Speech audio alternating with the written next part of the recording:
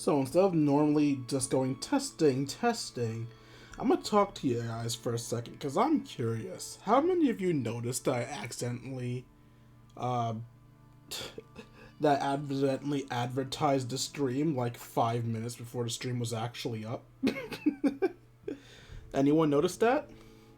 Was anyone there to like see that it wasn't up and was like, Dwayne, are you high?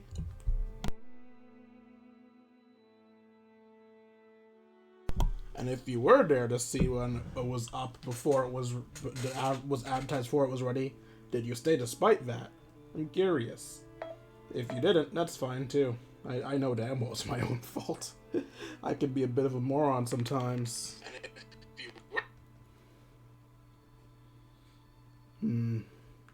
I do wish my phone was better at showing off the stream quickly and not having this long scrolling time. It was up before it was advertised before it was ready. I'm a stammering moron, but I am an audible stammering moron. I need to hear the voice going again, though, so I can lower the volume. Did you stay despite?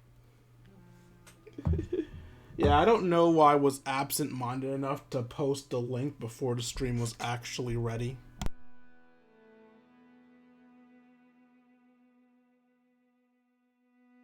Guess it's just one of those days, you know?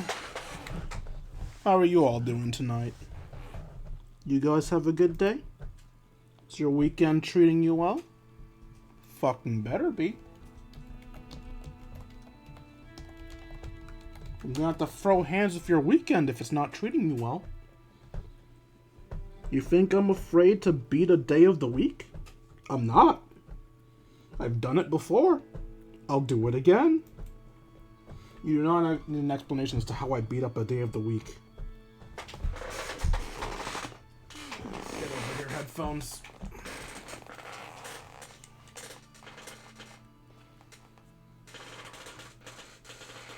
That joke only gets worse when you realize the only people named after days of the week are women. Then again, it's gender equality, right? So it's fine if I beat up a woman. That's a joke, Twitch. Please don't ban me. Actually, does it fucking matter? I barely have any fans. Ban me. Do it, bitch. Do it, you fucking coward. Eh? Oh, wait. I know what happened. Let's just do a little, fajiggling.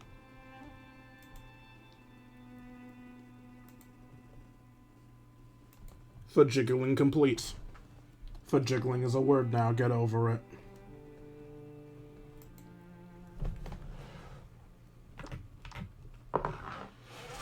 What's up, Twitch? It's your Lord and Savior King D353 here. I've never streamed of Voice of Cards, the Beasts of Burden. In the last stream, we found the one city in this game that made me properly emote. I don't mean like the fake, I'm reacting to something emote. I mean, fuck that town. Fucking bitch-ass town, making me care and feel sad and shit. Fuck you. I don't know why I do a last time, because I'm about to go to the last chapter to do the fucking recap.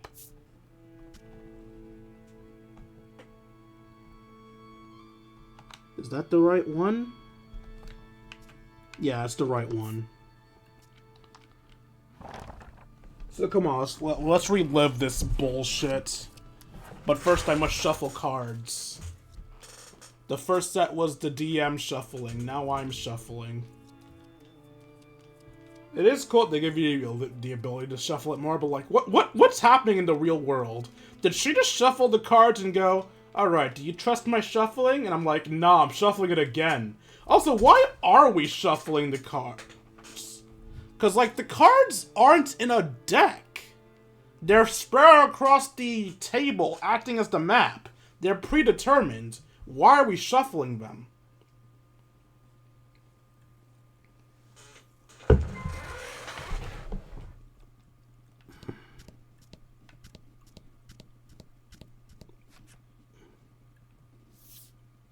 Fuck this door. The goal rears up and breaks the the door open with a mighty kick.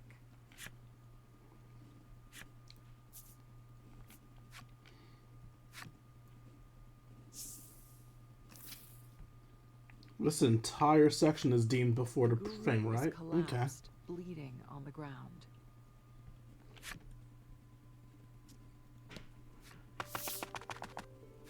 You run over to her and try to help her sit up.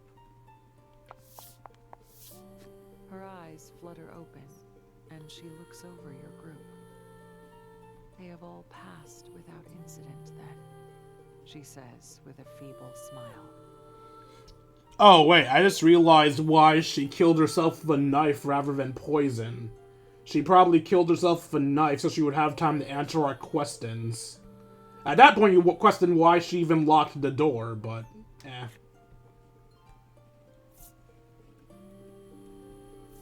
let's just go with the opposite question, since we're redoing this anyway.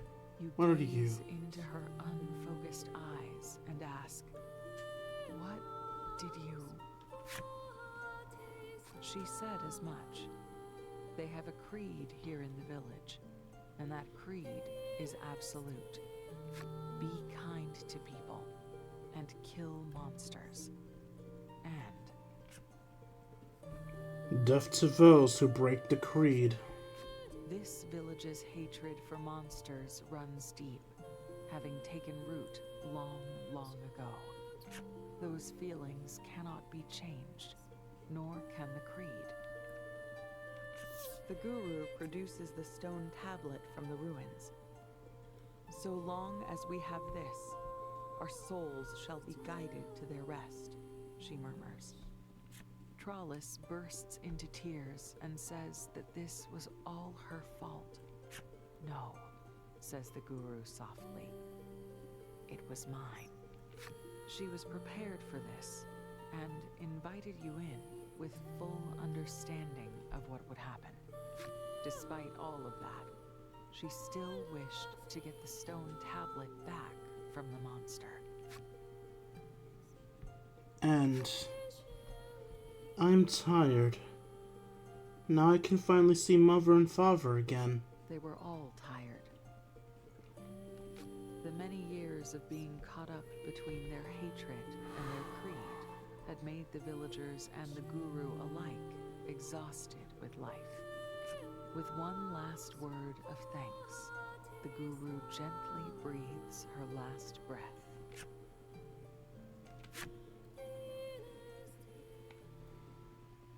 Thus did the monster-loathing village pass to dust. A visceral demonstration of what happens when you mix faith with hate.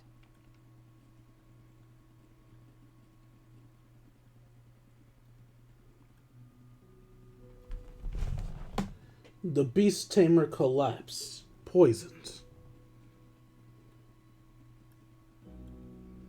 The party seeks refuge in the Village of Lights.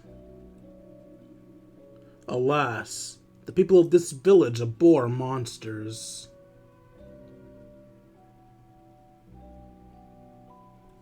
They torment Trollis, their bigotry birthed by their religious beliefs. Yet, who should step in to save our heroes but the religion's young guru? The guru tells them where to find a certain stone tablet. But when our heroes return to the Village of Light, they find every last inhabitant dead.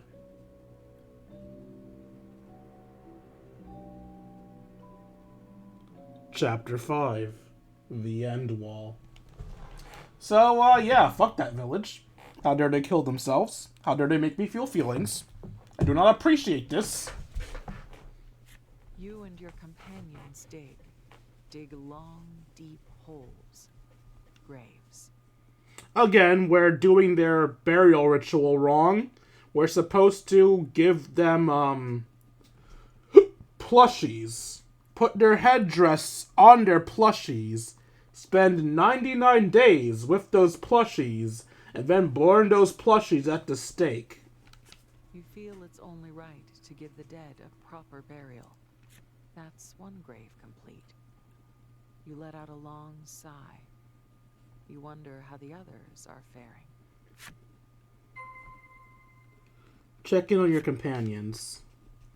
So last time when I did this, I was confused as to why everyone needed to die. I finally realized why it is that everybody needed to die. I mean, I'm still pretty sure everyone didn't need to die, but I realize now that when we first came to the village, everybody gave us something for our sick companion that they couldn't see.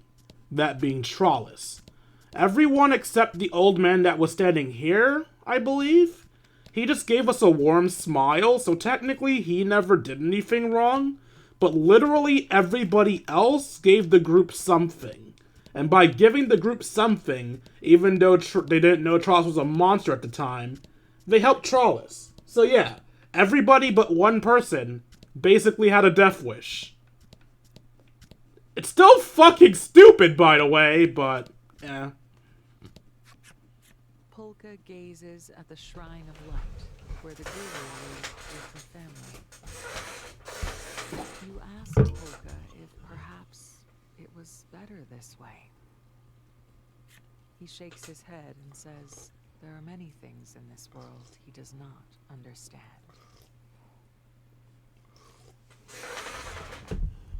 As you leave, you hear him speaking softly to himself. I just hope she's been reunited with her parents. I hope they give her the headbat she wanted. Because memory serves, she's... Fear entering this house would trample upon the guru's fond familial memories and turn back.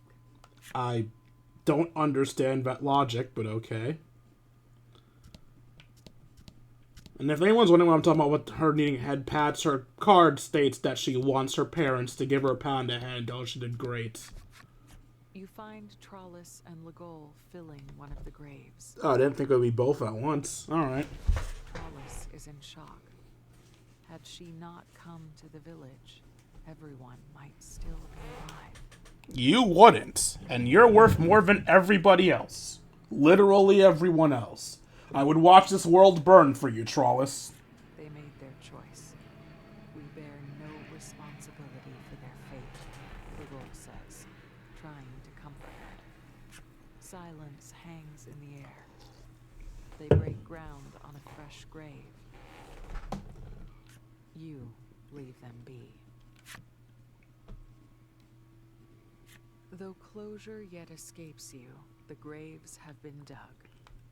The party agrees it is time to sleep, or at least to try. Ah, so we are going to use the empty inn. The next day.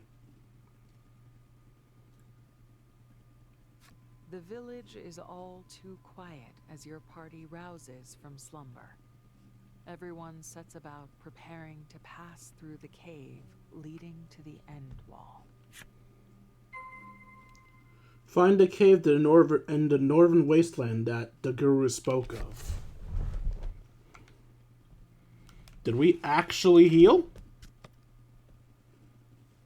We did in fact actually heal. Does that mean I don't get to experience what it's like to use the inn without somebody there? No one stands behind the front desk, but the inn is still serviceable. That's less interesting than I thought it would be. It would have been hilarious if it was just a card without the woman in it. Like, just the table she's leaning on.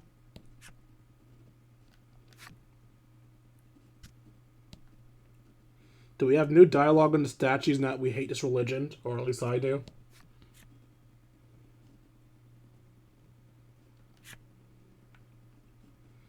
A kind gaze towards people.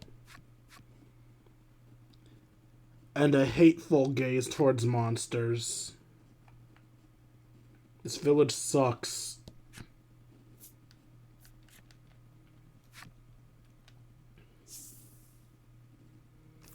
This easily feels like the biggest waste in fiction ever. Hail, you there!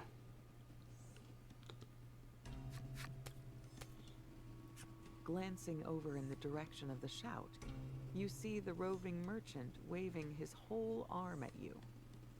Trollis was able to make a full recovery thanks to the info he passed on.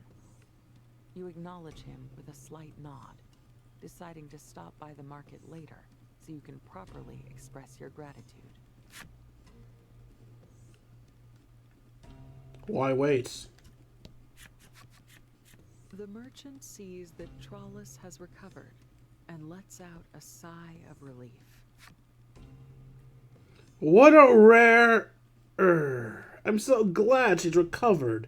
It's a miracle. He asks after the apothecary with curative-making prowess. It seems he wishes to replenish his stock. Alas, the apothecary is... You tell him of the tragedy that transpired in the Village of Light. The man falls silent for a time. I should like to set off some fireworks then, in honor of the dead. I've never heard of that tradition before. Huh, maybe they should have done that at... not Valerie. They should have done that at Marie's celebration of life. I'm not giving details on who that is. I'm not sure if I'm allowed to.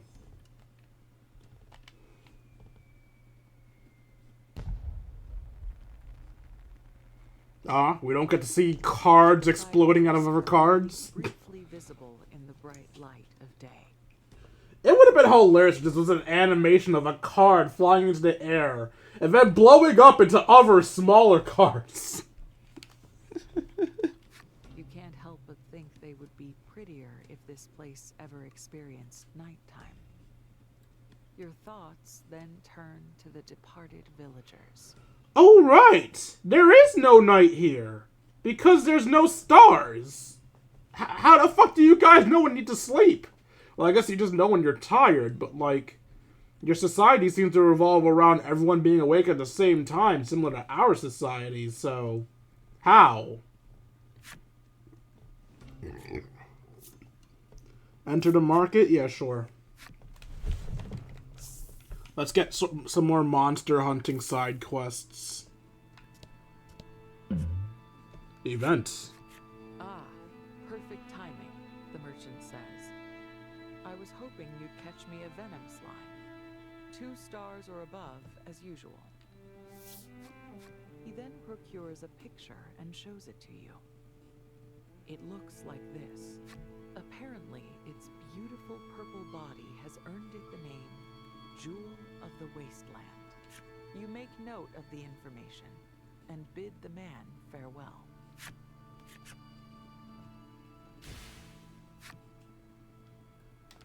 Do I not have a level 2 Venom Slime?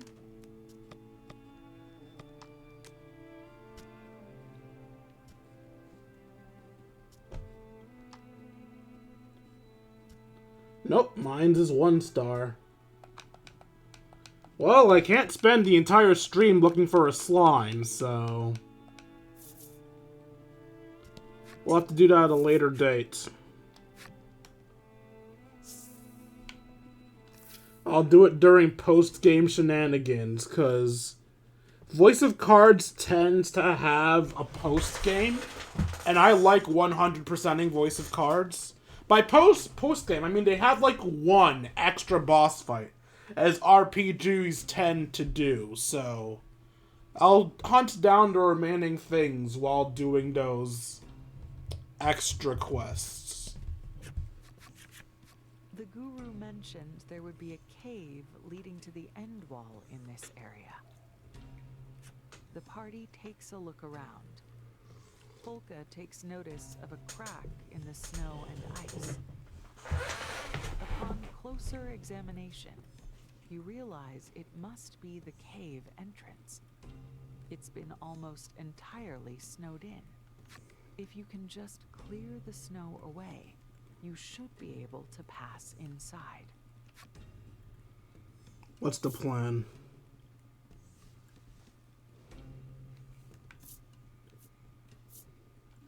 The flame primal appears before you and melts the snow blocking the entrance in an instant.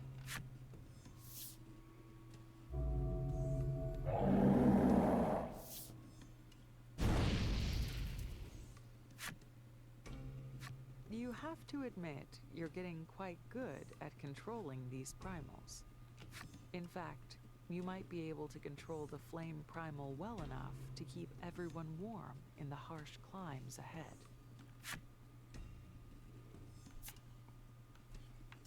Ice area? Snowfield. Ice area.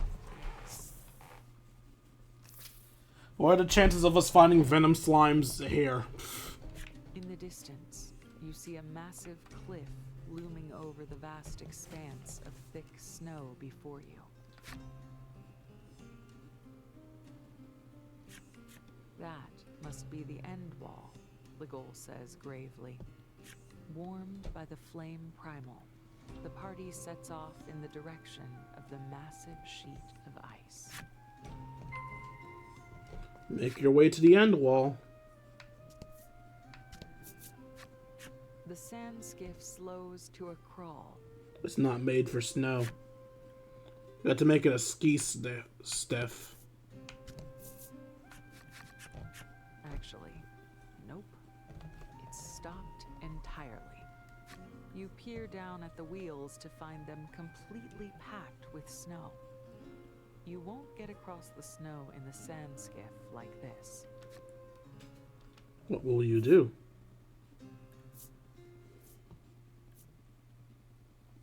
Before you can even get the words out, Polka is muttering to himself and drawing up blueprints. His sand skiff Mark II plans, he announces, will require planks, or something plank-like. 2 long, thin planks of metal, to be precise, he says, giving you an idea. Might want to use a certain monster for this. Obviously. You raise the card containing the steel primal high into the air. Now, with your primal wrangling powers coming into their own, you think you might be able to get the steel primal to help you.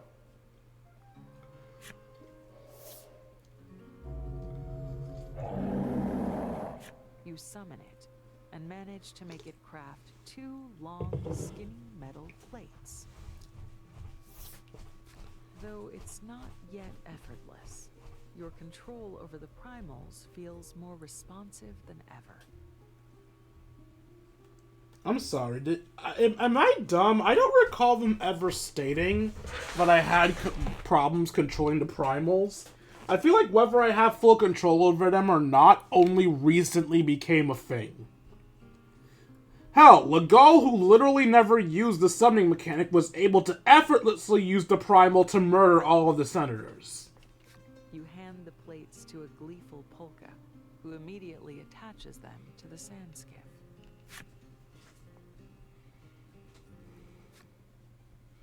Several hours later. Thanks to Polka's efforts, the sand skiff can now travel across snow. So what happens if I return the sand? Do I have to turn it back into this Mark II?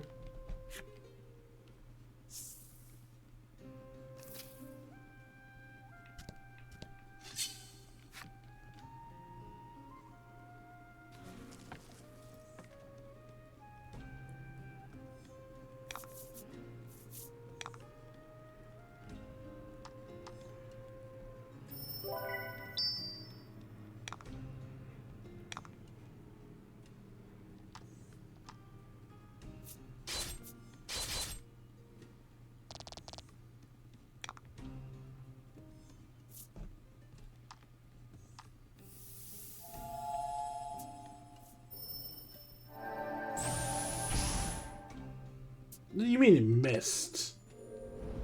You bitch.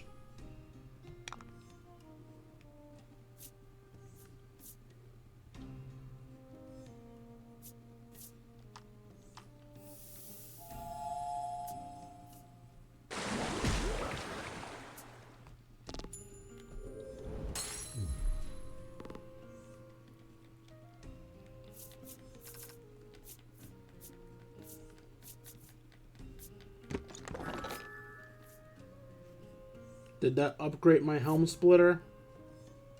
No, it's the same value.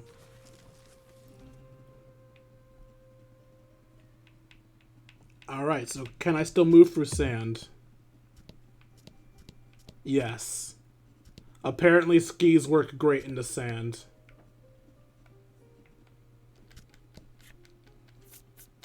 I know it was a dumb thing to check, but it would have been interesting if the characters are like, oh damn it, we have to re-downgrade you.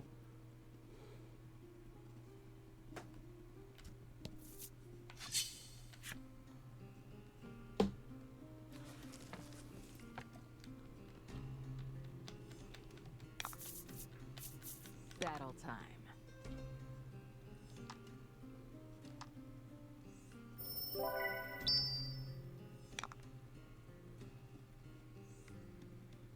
Should I be concerned by the lips?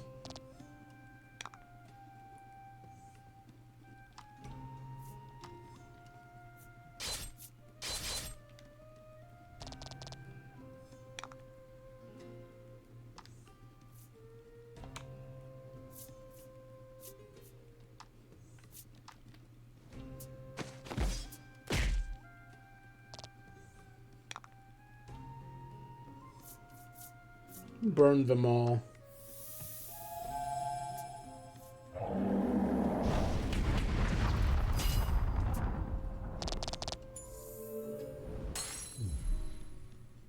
Okay, so I can't one-round enemies here.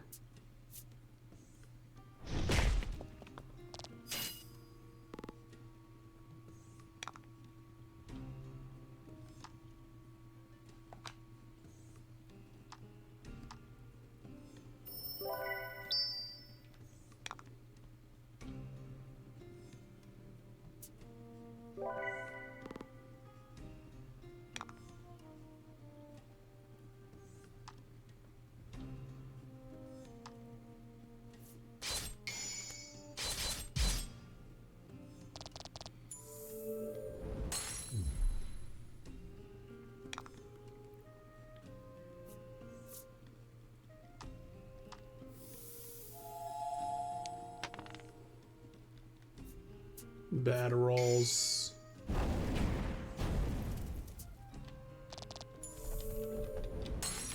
But you died all the same.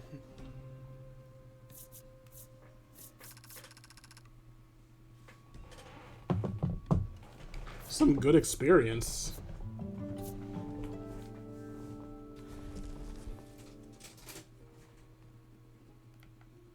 Are we all the same level?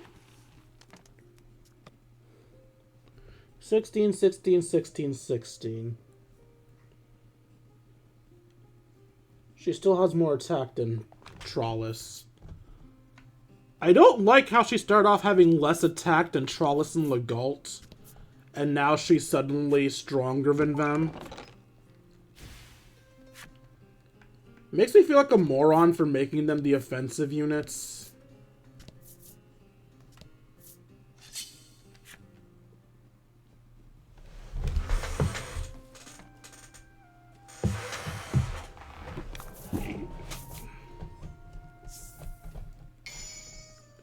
Multiply EXP. Battle time.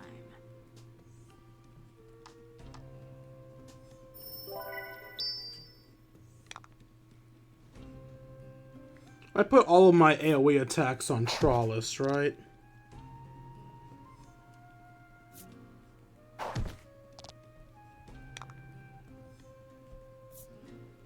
Okay, let's heal you. I don't think I need the flame primal for this.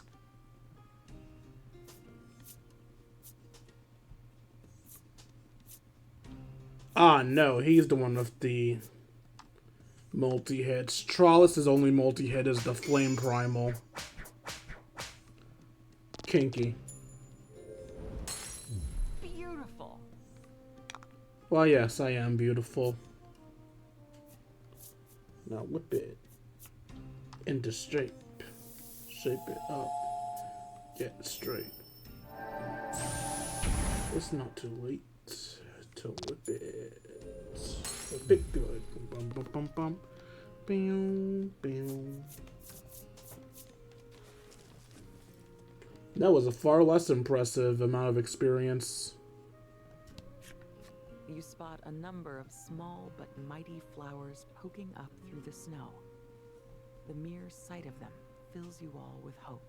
Would you say it fills you with determination?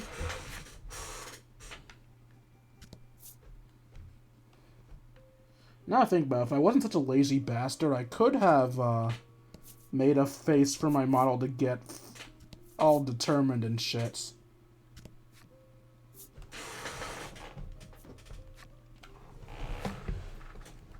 Maybe that's why my model sucks so much. They expect him. Soul stirs in the entire village. Perhaps it is long since abandoned. It's like I was saying, that's probably why my model sucks so much. It probably expects me to go off of the painted off on expressions rather than reading of my face. Where are we?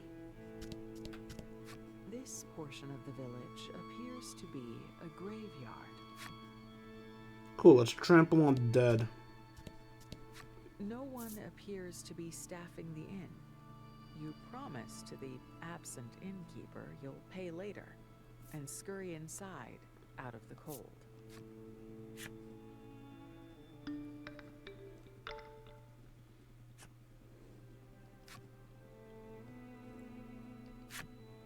We did not, in fact, pay them later.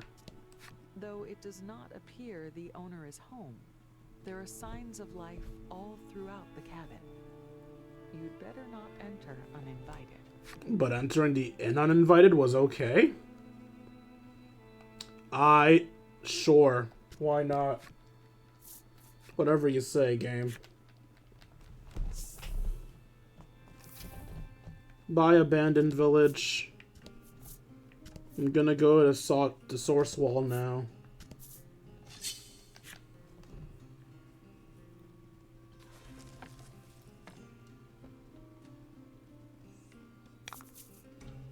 Battle time. Oh god, the weird mouth rocks again.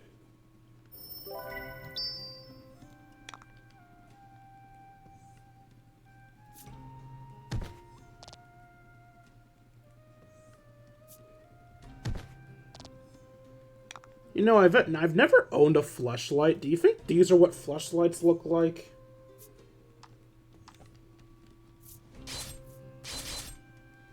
Okay, you know what? Maybe I am 18 plus. I just realized I unironically asked that question if I've been thinking about it.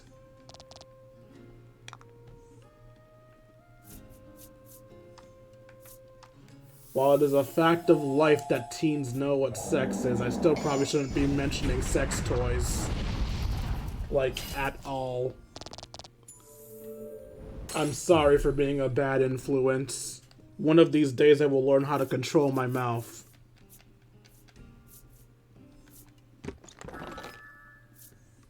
First-rate healing.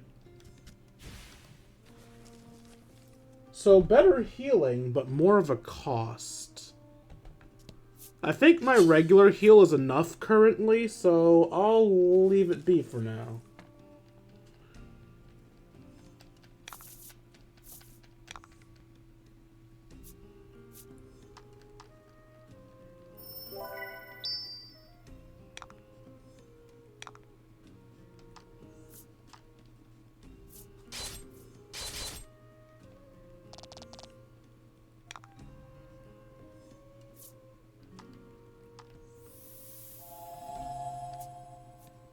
We don't need the flame primal.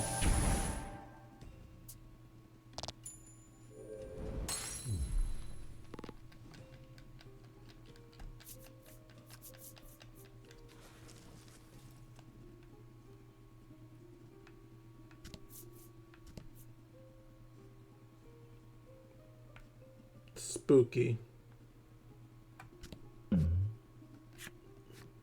You come across a warrior clad head to toe in black armor, singularly focused on his swordcraft.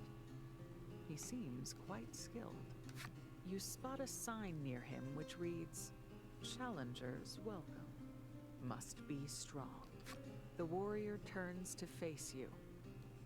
You, young lady, are not yet ready, he says with a chuckle. Found a You're not super sure boss. why he's laughing. You pay him no mind and continue on your way. Alright, so on our list of shit to do after we beat the game, collect monsters for the penguin and fight this guy.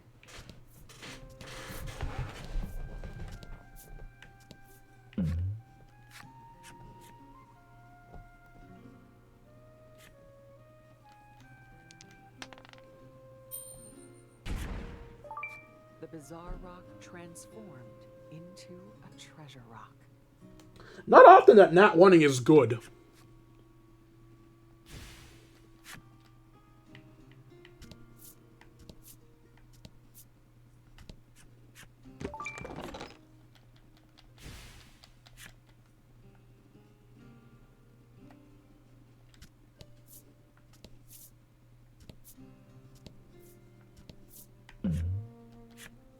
You spot an open-air stall with a sign reading, "Goods bought here." Yeah, sure. You enter the stall and hear the proprietor call out to you. "Welcome to my exchange shop. I'll pay good money for your goods. But this'll determine how good the money is," she continues, revealing a single die in her hand. That's the dumbest thing I've ever heard.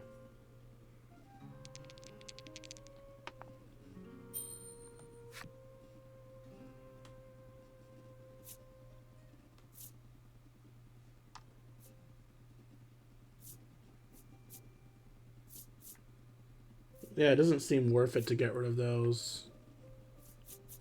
Do I have any gold chunks on me?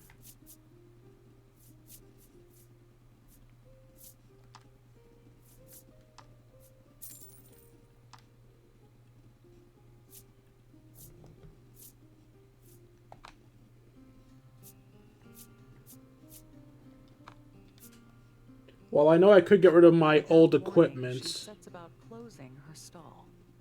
Apparently, you were her last customer for today. You gather up your things and take your leave. Well, I know I could sell my old equipment. I like holding on to them for completionist's sake. Motherfucker! I really got another piece of sellable gold after I leave the... Ooh, I can feel the chill. Then put on the heater, woman. You're not in the world of cards. You are a DM. You are a god. Act like it. Alright, who wants to throw hands now? Or throw cardboard?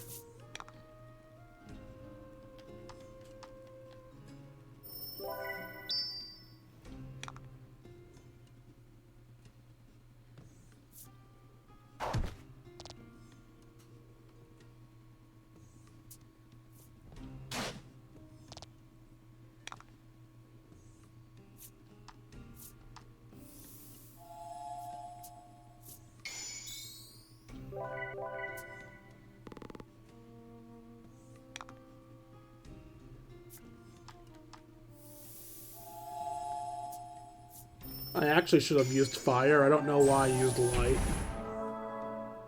I mean, it worked out, I guess. Everyone died. Oh, right. He doesn't have the AoE fire spots, remembered. Always the first one. Technically, that was the best option, except I already had it, so... it somehow becomes the worst option, despite the fact that it's technically the best option.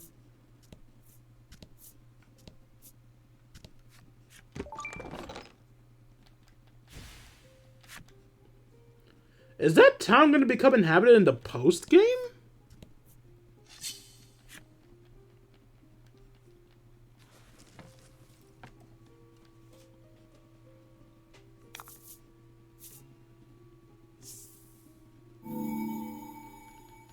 Ooh. Hope we get the shroom.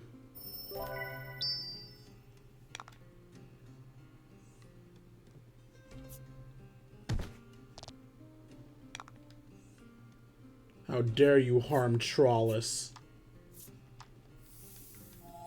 Trawless is a perfect angel. You get your grubby hands off of her.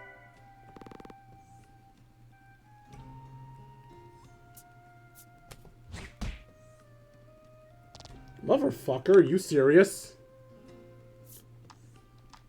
They really heard me say you're not allowed to touch Trawless and went, you wanna bet? Face divine judgment. Trawless, my precious baby, are you okay?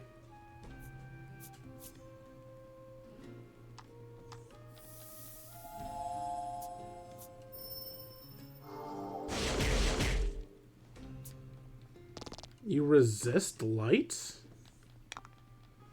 How the fuck do you resist light?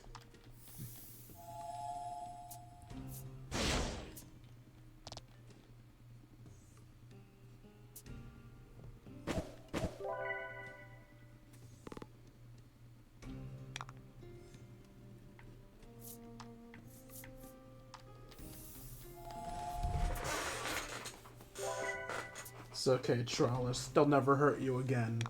Because they aren't gonna live past today.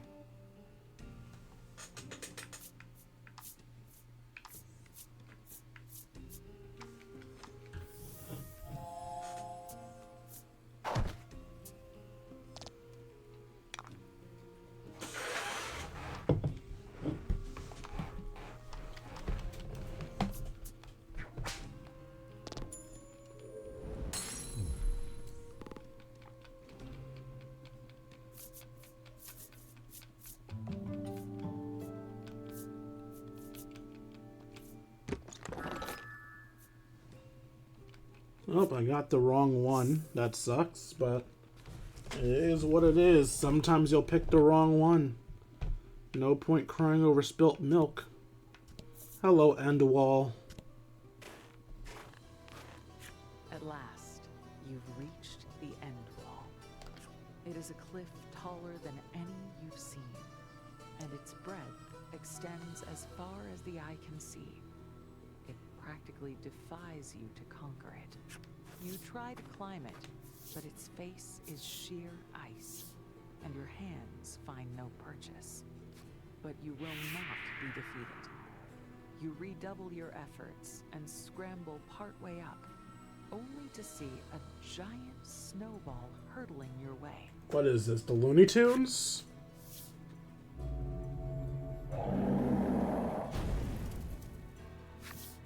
In a show of quick thinking, you summon the flame primal and melt it before it crashes into you. Alas, that movement throws you off balance, and you plummet into the snow at the base of the end wall. What do you do? Again! Legol's plea for you to stop goes unheeded, and you hurl yourself bodily at the icy cliff. This time, an even larger snowball drops down from the heavens. Sensing your life is in danger, you abandon your climb. You announce that you won't be trying again, and Legol applauds the sagacity of your decision. Well, I've never heard that word before. 1 second while I do a little bit of learning. Add it to my word a day calendar. The fuck is sagacity? I'm assuming it means sagely? It sounds like sage is the main part of the word.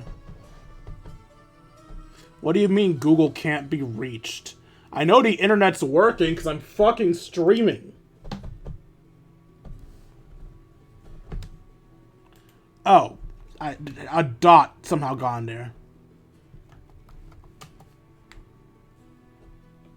The quality of being sagacious. The fuck is sagacious?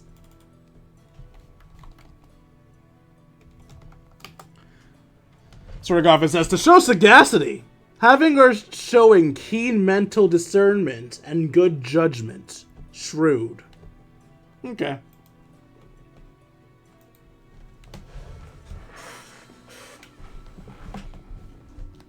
He then reminds you that no one even knows if the Nuterra the Guru spoke of is real.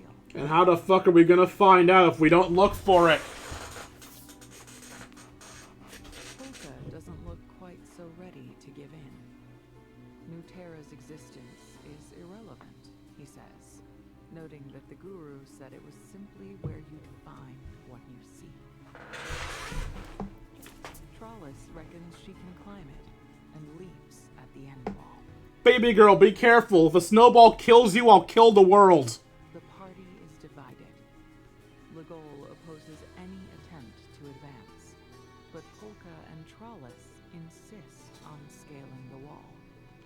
Thanks to the flame primal's warmth, the debate carries on for some time. Personally, I tried to burn my way through the wall. It's a wall of ice, right? Can't we make a cave? Your vision blurs. You've drawn upon the flame primal's power for too long, and your body has reached its limit. Oh! So the cards drain my strength. Huh. The flame you called forth blinks out of existence, and a piercing chill sets in once more. Between your exhaustion and the cold, you feel yourself growing faint. Oh, guess I'm dead.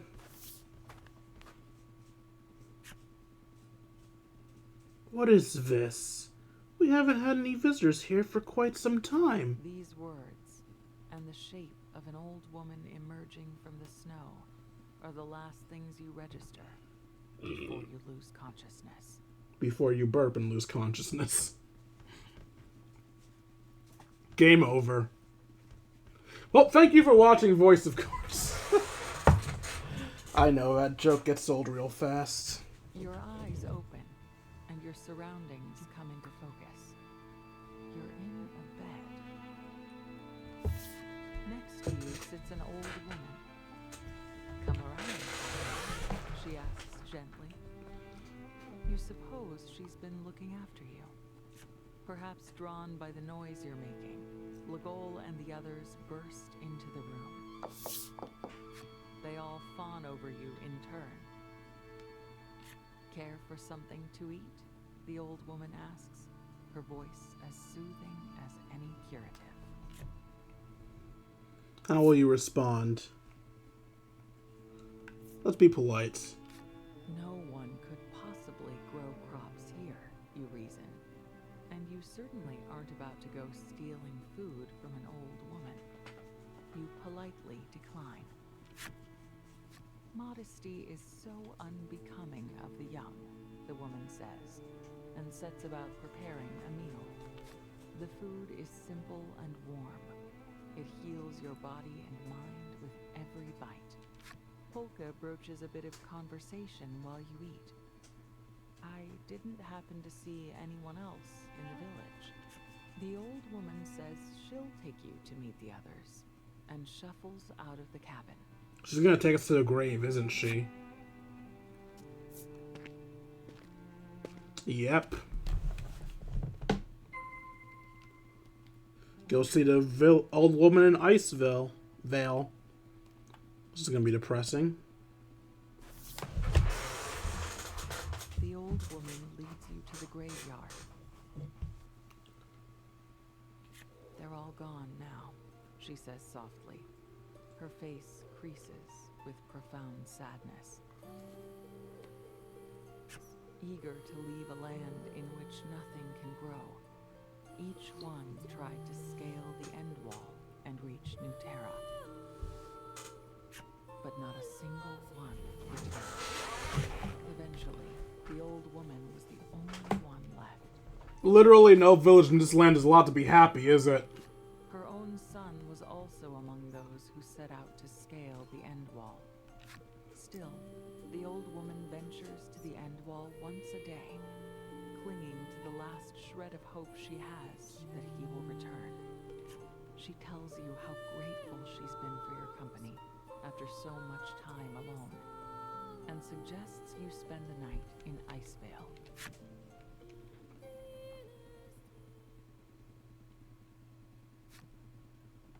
The next day.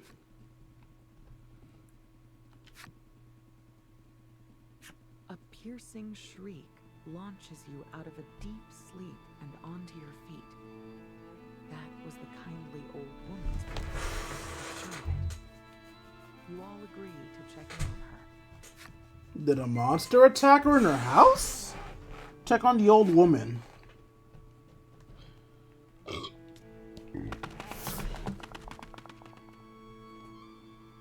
The party hurriedly piles into her humble abode to find the old woman doubled over, clutching her back and unable to move.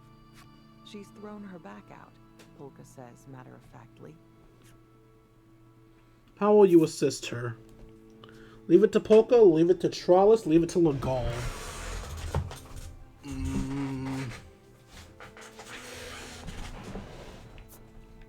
Trollis.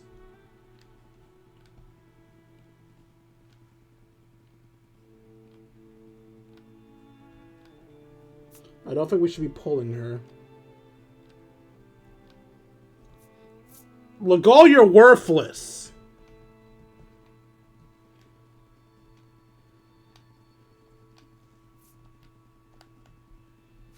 Everyone pull, real strong, Trollis barks, approaching the woman. Oh yes, just tear me limb from limb. That'll set me right, the woman retorts. I thought she meant pull her up. Sensing no small amount of danger to her life, the woman remains where she is and informs you that there is a curative that will ease her suffering. One derived from Solnivias, rare flowers that bloom across the snowy plains. And there's the flowers we found. She's fed you and provided shelter. You must find that flower for her. I hate when people tell you that. I did this. Yeah, did me this. No, no, the fuck I don't. Just politely ask me and I'll most likely say yes. Don't be a fucking ass about it.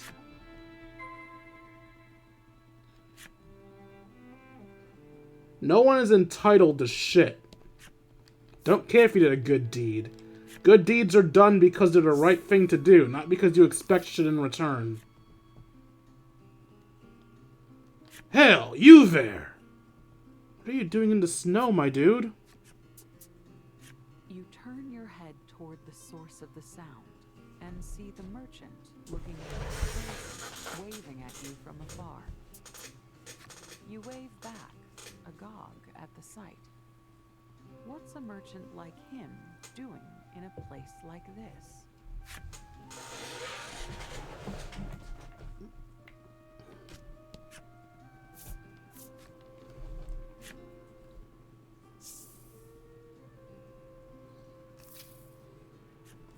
The merchant is shivering something fierce. I thought for sure I'd find something rare and unusual if I followed you all. But this is ridiculous! There's not a customer in sight! Please, you lot are my only hope, he pleads, and lays out his wares. Okay. Have you found a venom slime? The merchant asks. Remember, I need one that's 2 stars or above. We're gonna try to give him those 1 star. We're gonna try to give him the 1 star. You take the card out from your case and summon the monster. Ah, it's the right monster, but the wrong rank, the merchant tells you. Please get one of a higher rank. You nod and turn on your heel, determined to capture an even more powerful beast. Well, the dude specifically requested we buy something. Let's see if we can find something we want to buy. Can we upgrade our weapons, or is it the same old, same old? Oh shit, we can upgrade our weapons, finally!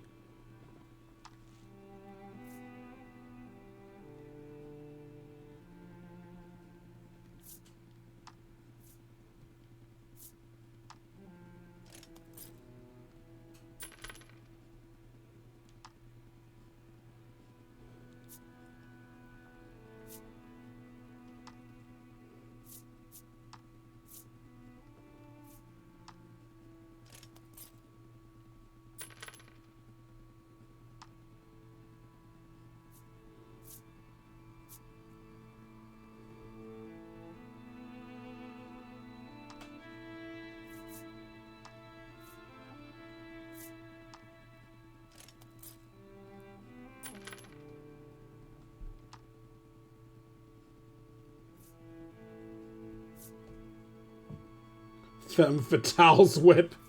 Ah, yes, Trawless, the sexiest woman in all of Cardvale.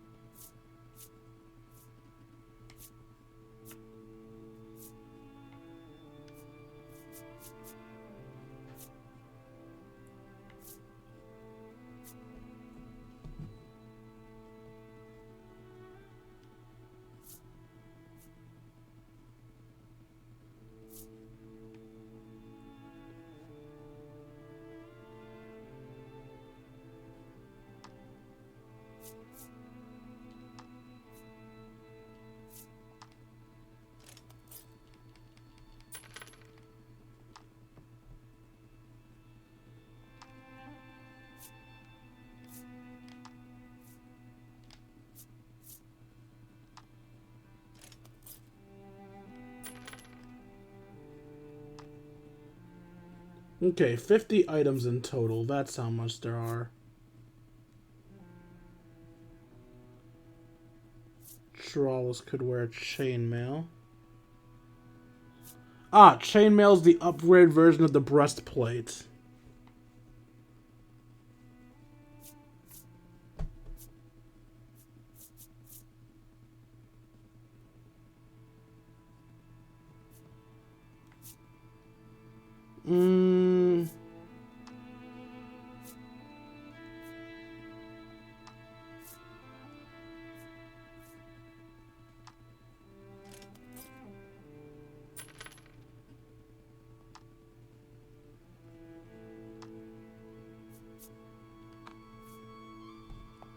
I'm finally low on gold.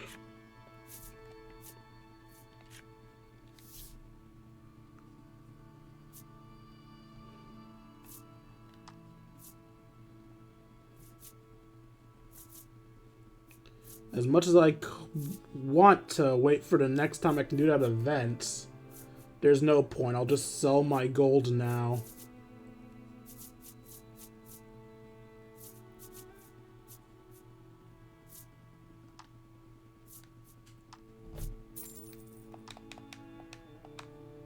That should get me just enough to get her to get Trawless her chainmail.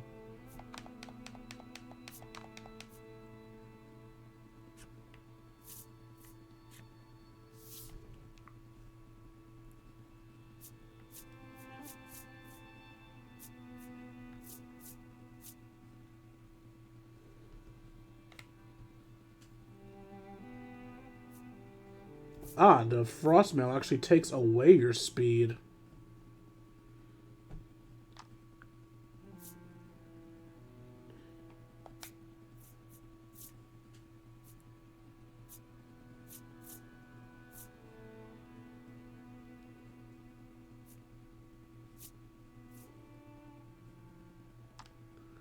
I feel like Trawless was meant to have the chainmail, and Legal was meant to wear the heavy armor.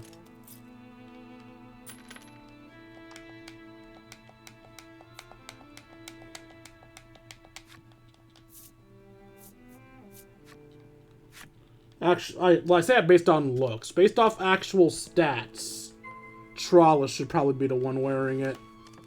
Because Trawless is naturally slower than him, I believe. Oh, never mind. Their speed is the same. And Polka's the fastest. He always was.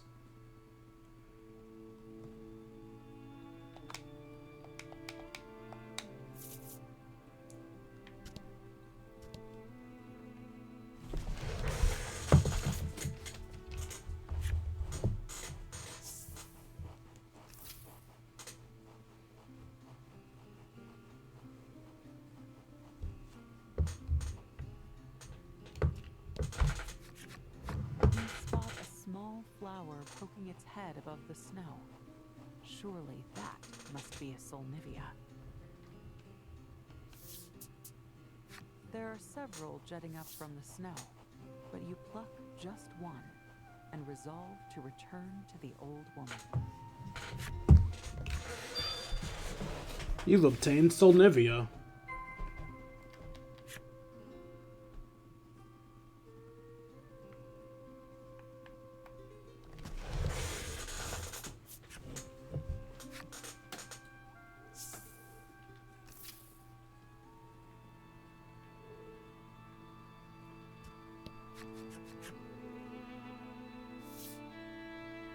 You burst through the door, Solnivia in hand.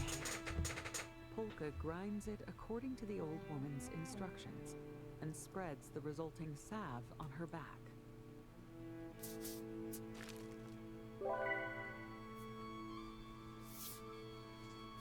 Ah, that feels better already, she coos. Indeed, she seems to be instantly healed. Thank you ever so much. You must be chilled to the bone, she chirps as she begins preparing you a meal. The party decides there's nothing that cannot wait until tomorrow, and agrees to spend yet another night in Icevale. We're gonna be stuck here for a while, aren't we?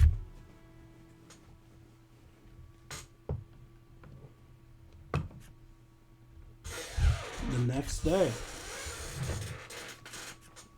Upon waking, your party begins discussing how to proceed.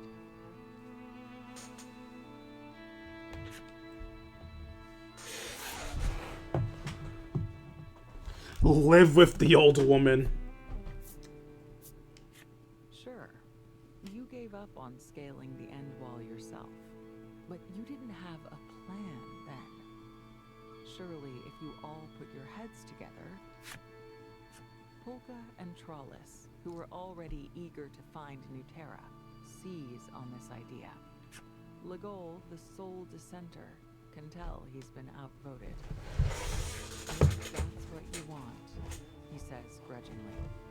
And so the party resolves to take another crack at climbing the end wall, but not before checking in on the old woman one last time. Check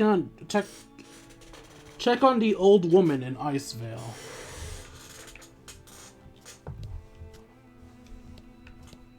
You knock at the door to the old woman's cabin, but there's no answer. Might she still be asleep? Did she die?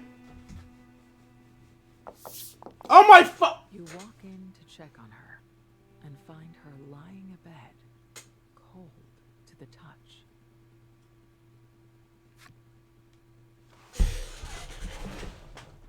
How did this happen? The Solnivia could have been poisonous, Legol posits, but Polka refutes that hypothesis upon examining her. He pronounces her dead of natural causes. From the sub-Terran village to Steelborough to the City of Flame and onward, you will trail of death and disease in your wake. I mean, come on, this is hardly our fault. I must be pestilence incarnate, we say quietly. If there is a god of pestilence among us, it's me, Legol says, coming to your defense. Polka counters that were you a god of pestilence, the continued good health of the entire party would be inexplicable and, frankly, illogical. Trollis gently strokes your back and suggests you all give the old woman a proper burial. Yes, time for another graveyard. Find a suitable plot in Icevale for the old woman's final resting place. There was even a convenient spot for her. You decide to bury the woman beside the other graves in Icevale, if only so she won't be dead. You wish to mark her grave like the others, but you see no wood from which you might fashion something to do so. Use what her home's built out of.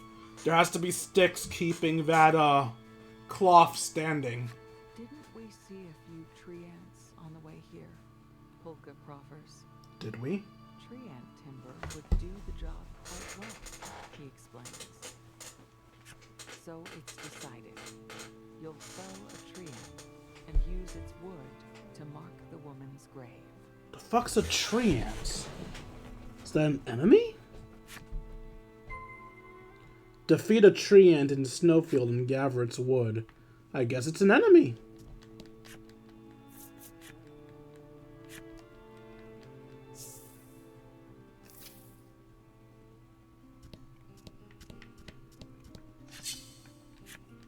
Alright, let's follow tree ant, whatever the hell that is.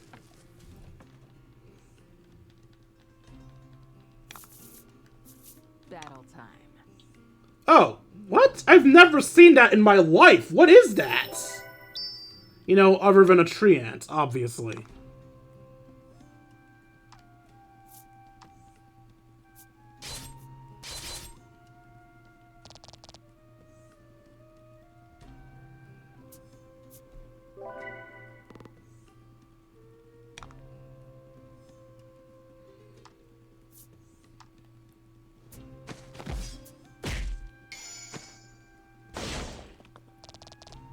Beautiful.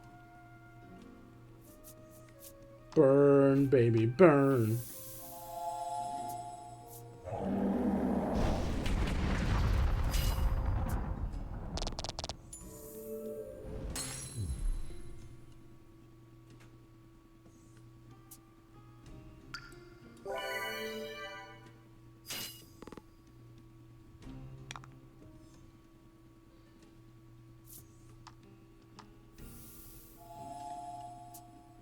Yeah, done.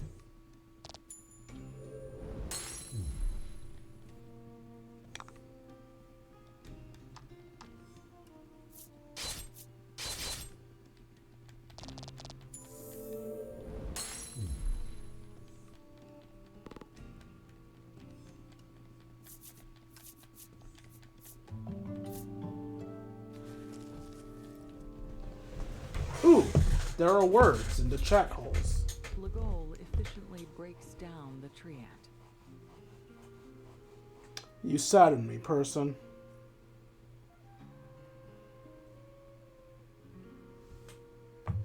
Out of nowhere, Polka starts.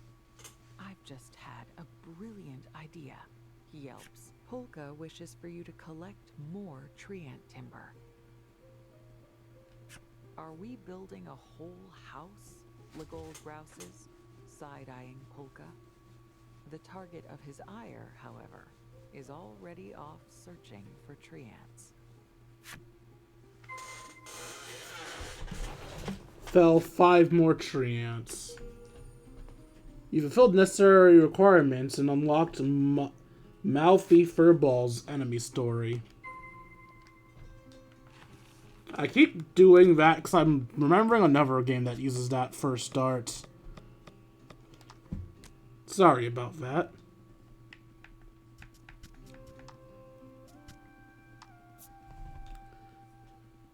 Their fur unkempt and overgrown, these functionally blind creatures bite everything they sense is moving in the hopes it's edible.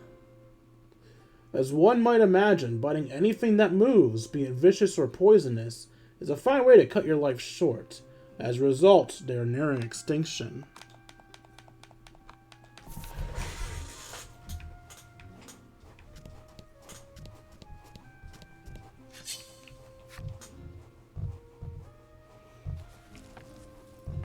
So is it 5 fights to have tree ants in it, or 5 tree ants?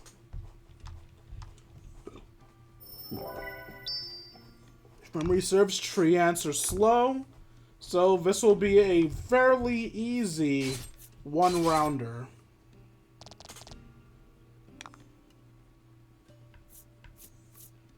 Or I don't have my thing available. You know what? It's fine. I'm sure the light will work just as well. Oh!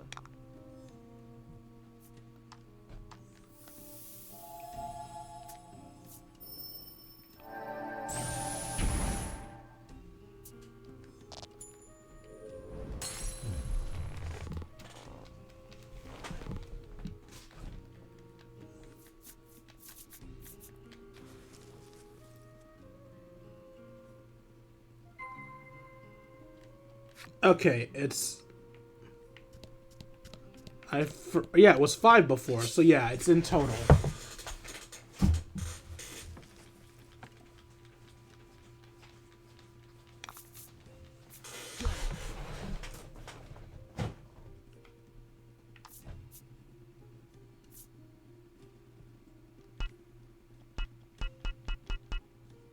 Guess I'm not allowed a treant.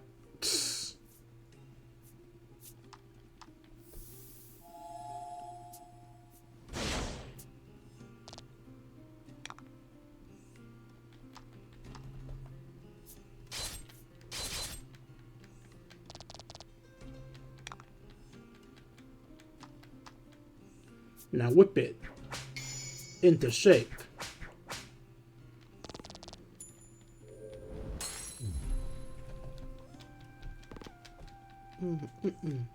It's not too late to whip it. Whip it good. Boom, boom, boom, boom, boom. Boom, boom. You must whip it. Da, da, da, da, da. You must whip it. Unless you whip it.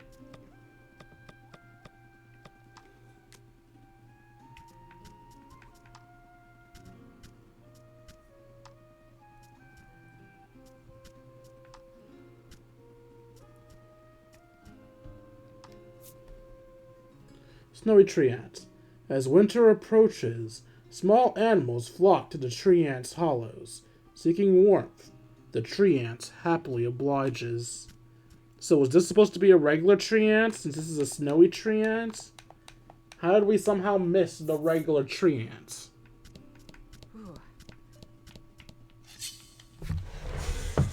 The DM needs her own fire primal. Get him.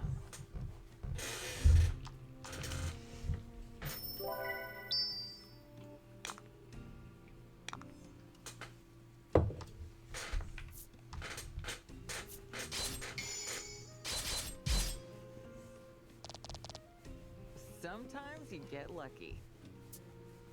Girl beat that tree ant like it owed her money.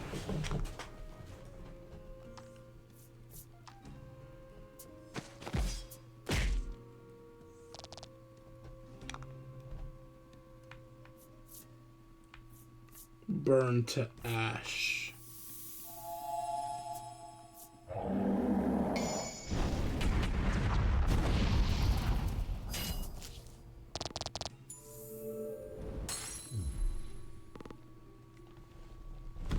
Imagine if it was like, sorry, you burnt the wood. You can't use it.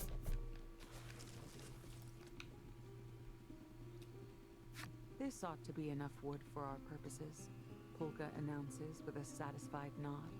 Trollis suggests you stop by the old woman's grave and place a flower on it.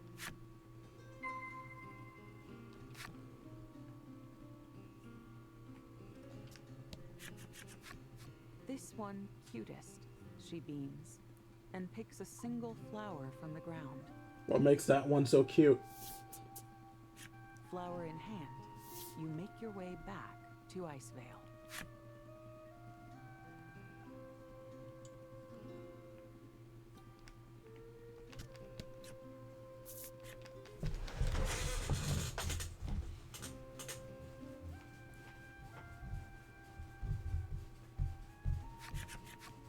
You fasten the wood into a fine marker for her final resting place, and place the flower atop it. You clasp Polka. Where did Polka go? When did he leave? Sorry for accidentally skipping the dialogue. I believe... Okay, good. Yeah, push back. You clasp your hands to pray, but... No. No. Something's missing. You're certain he was with you right up until you returned to the village. You have to find him.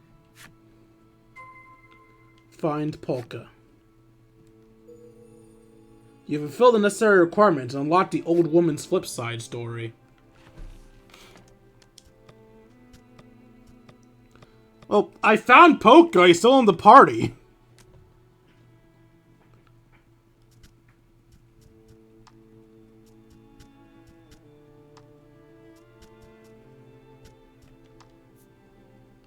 I've been alone for ages, dears, and it makes me oh so happy to cook for someone. Go on now, eat up and make a dear old woman happy. My secret ingredients are frogs, lizards, and juicy pit vipers. Come now, don't be shy. The decade or three of drying in the sun is where the flavor comes from. Okay. That's honestly the least disgusting or sad twist that I've gotten from these. The inside of the cabin is bitterly cold, and you don't need just the temperature.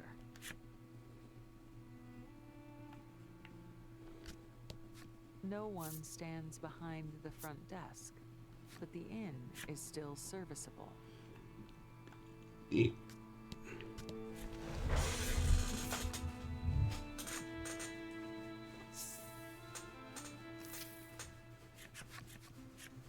quickly spot Polka puttering around the sand skiff. He takes notice of you too. We're all set, he chirps. You gather he's been preparing the sand skiff for your eventual departure. What, is the sand skiff gonna be able to walk up walls now? You take your leave of Icevale and prepare to face the end wall once more. Try to scale the end wall once more.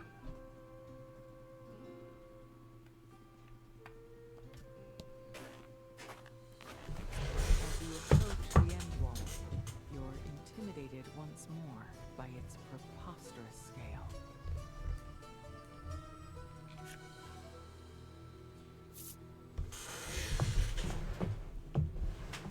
How do you intend to scale this one? Force a will, find a way around it, upgrade the sand skiff. We'll upgrade the sand skiff, you announce to the party.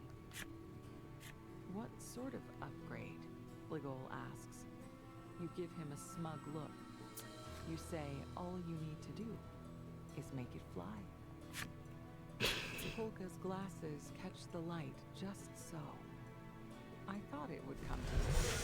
I'm one step ahead of you, he proclaims. On Polka's orders, you set fire to the wood you gathered earlier. Oh! We're making it a hot air balloon!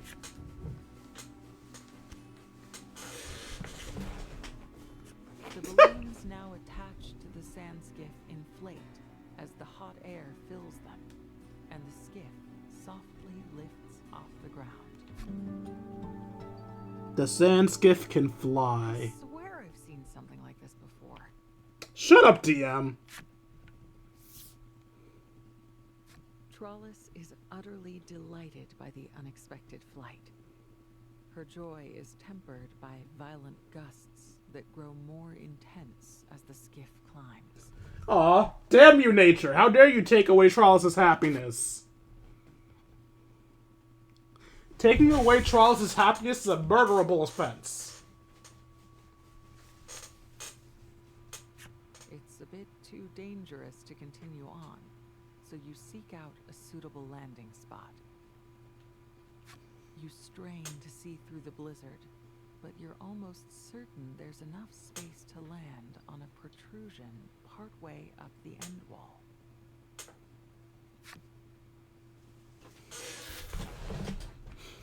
You bring the sand skiff in for a landing. Surveying the area, you see that there's an opening in the end wall big enough for everyone to fit through. Is this even a sand skiff anymore? See what's inside the mysterious end wall opening. Probably death. 44th floor? You know what? That makes sense. Some of your sand skiff fuel and enter the cave.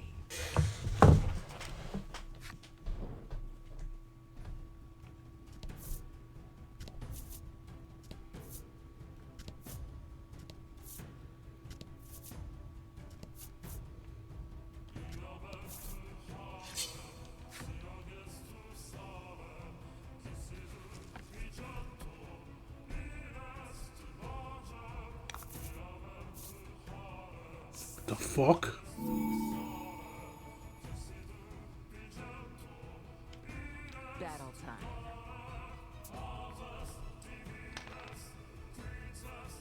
Those look so cool.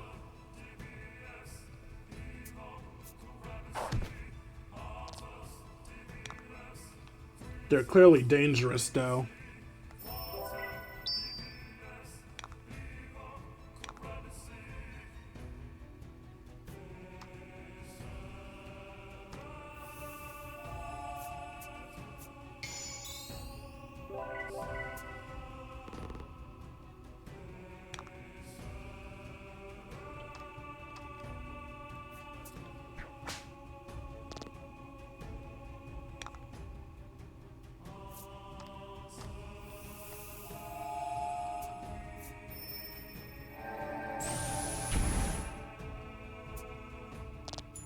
Yeah, I figured they'd be weak to light.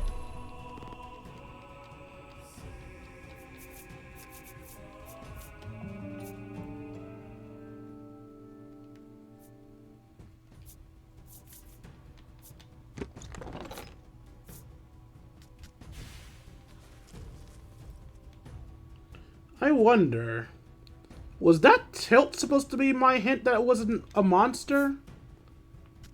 Next time I'll pay attention to how the cards are aligned.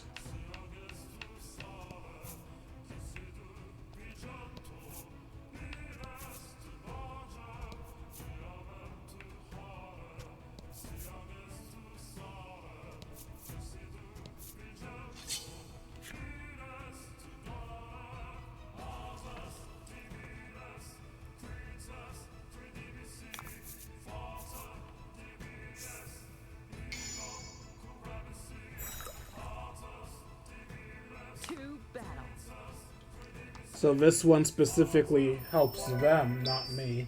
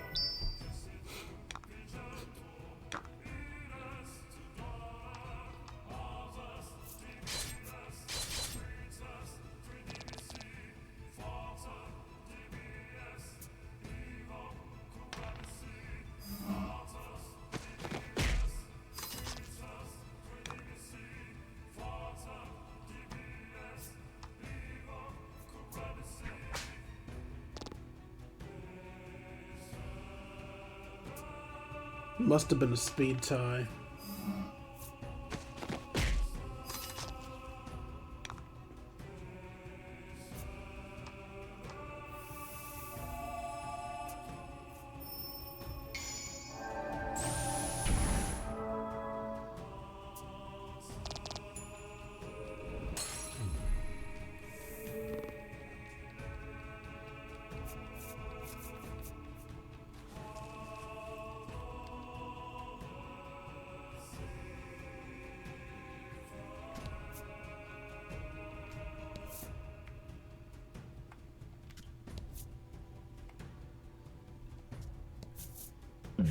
How long till we make the sea skiff? You spot two monsters chattering amongst themselves. You hide, watching them carefully as you strain to hear what they're saying. Do they speak English? Ice rock. Hard walking there. High treasure, The yes? party hastily scribbles down the snatches of conversation they've heard. You saw more than your fair share of iced over rocks on the way here. Might the beasts have stashed the treasure somewhere amongst them? While you were lost in thought, the monsters went about their business and vacated the premises. You gather up everyone's notes and stuff them into your pack. You'll be on the lookout for places matching the description you've heard. Ice, massive boulders. Who hides traverse up an inaccessible place?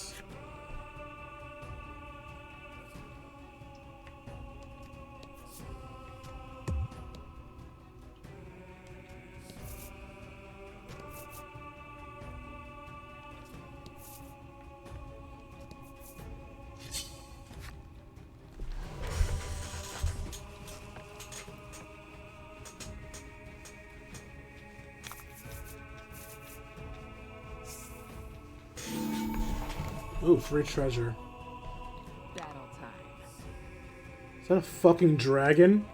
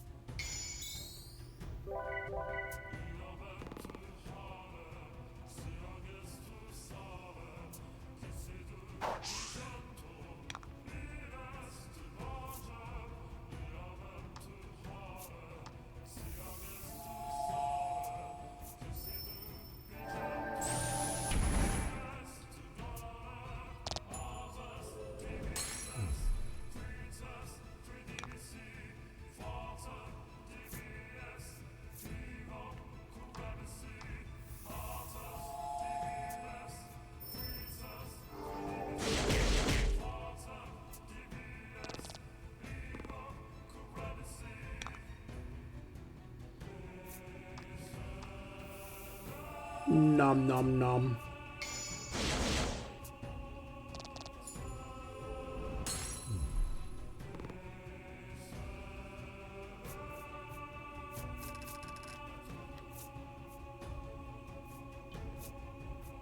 Okay, so is it the most ajar one? That would mean it would be the first one. No, it's not the most ajar one at all.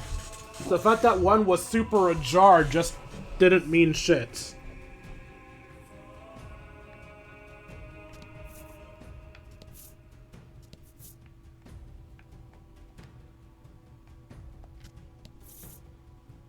Alright, y'all know me. While I could just go there to go my way up, you know I like to try to clear out the entire floor.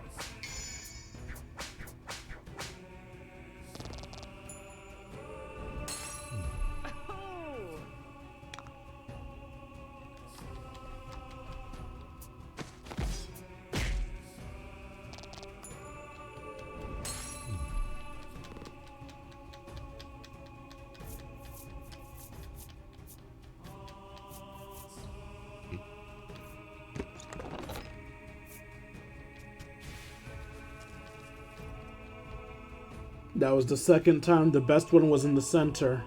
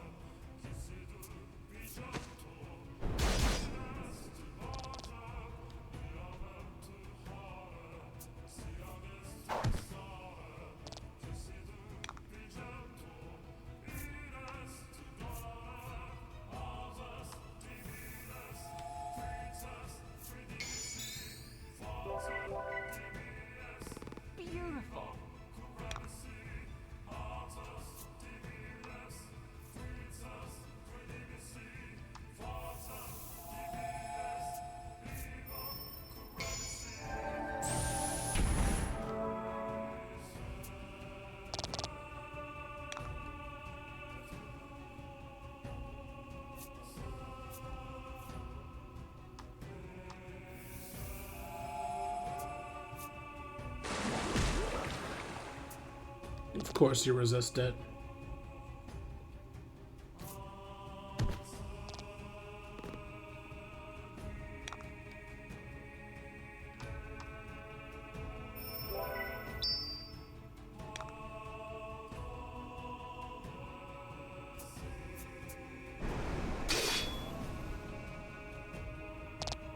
Oh.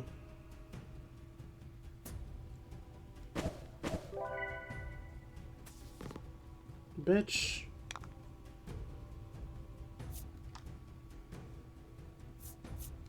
You only want to fight some type of passive healing, so you get healed first.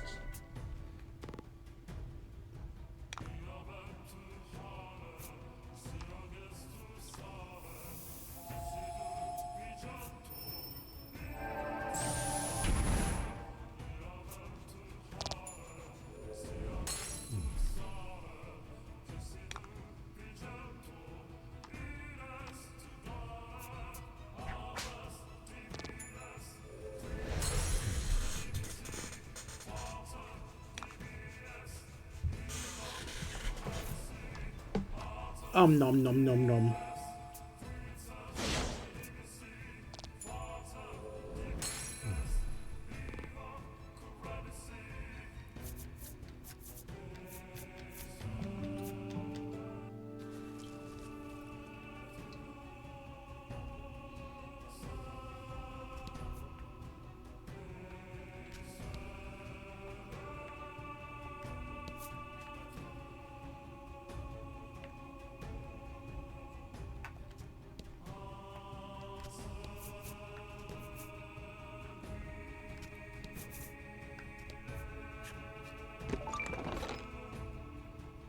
Gemstone ring.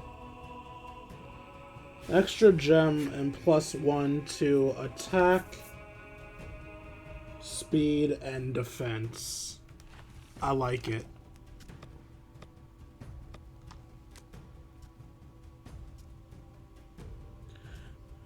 Alright, life is what was giving me that extra stuff.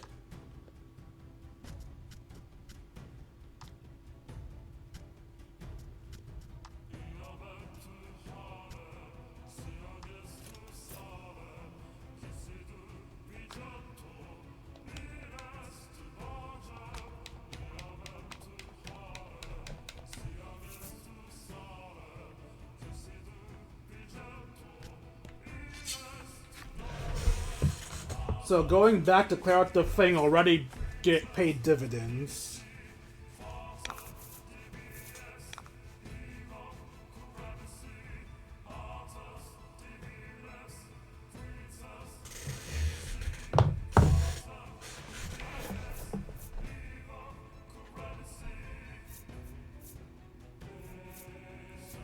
You know what? Let's see if you guys are weak to fire. I'm curious. Are you guys weak to fire? No. Beautiful.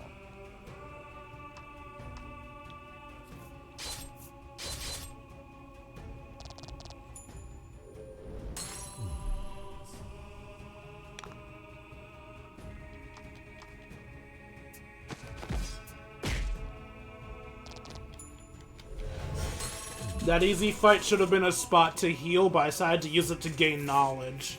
And honestly, it wasn't even useful knowledge. That might have been foolish of me. It's whatever, though. It's not like it's going to cost me in the long run. I hope.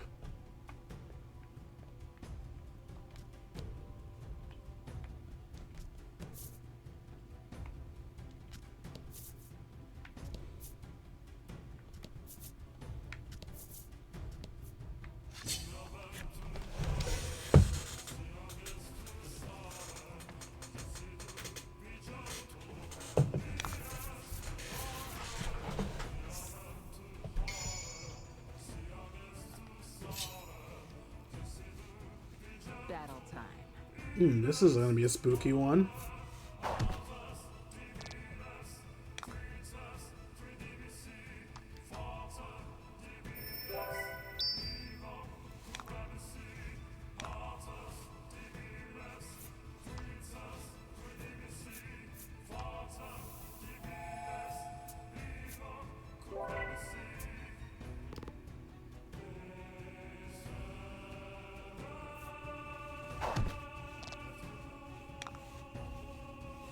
Guess it makes sense to attack her. She probably seems like a traitor to them.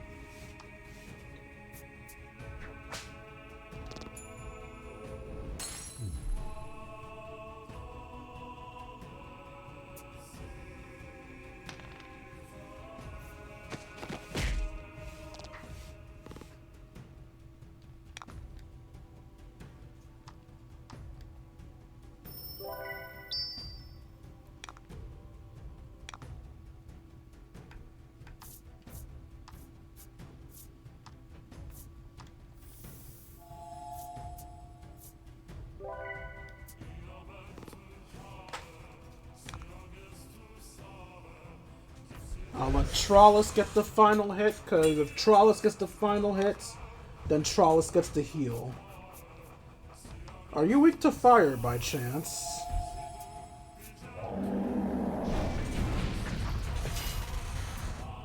No.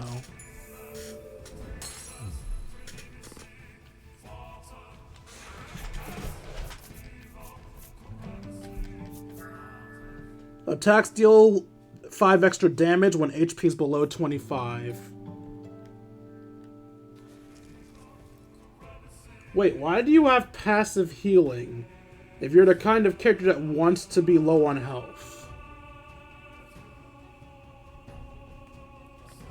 Ah, this is the entrance, okay.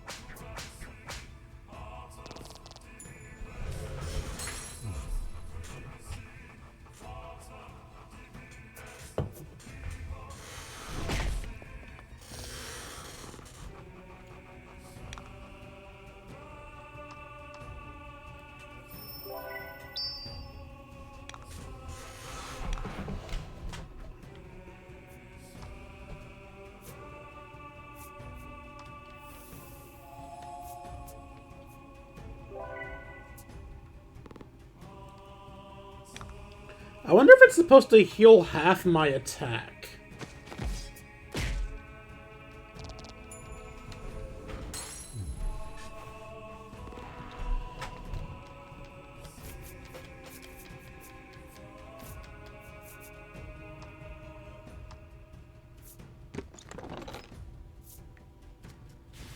I really should just stick to the center. It seems the center is always the best pulls.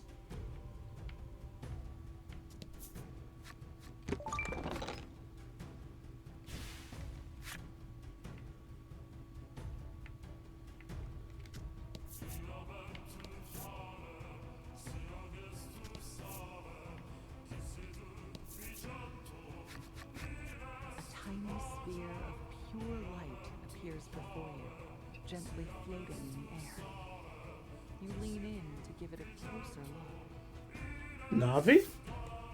Your eyes refocus, revealing the form of a fairy, the likes of which you've only ever seen in books.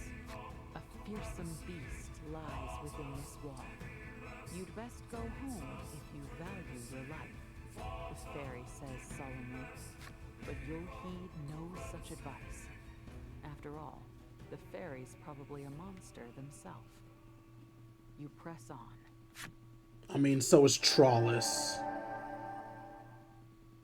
Fine.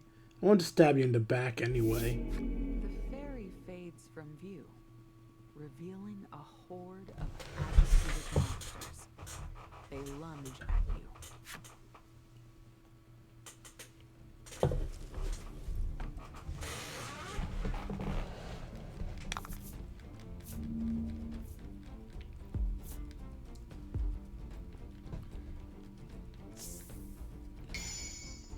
Battle time.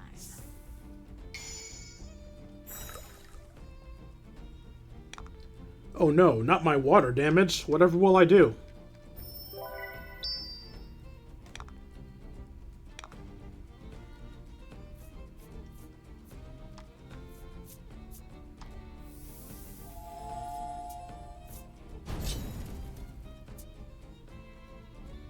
Alright, I forgot. I don't have enough for the fire primal now.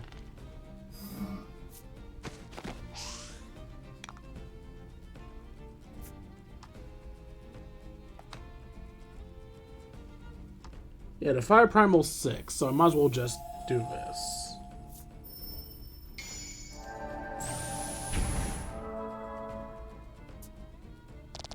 Oh!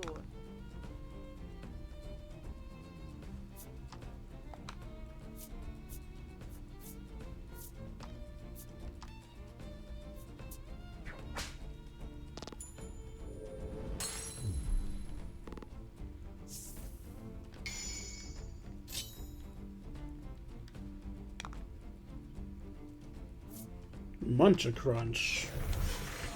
Crunchitize me, Captain.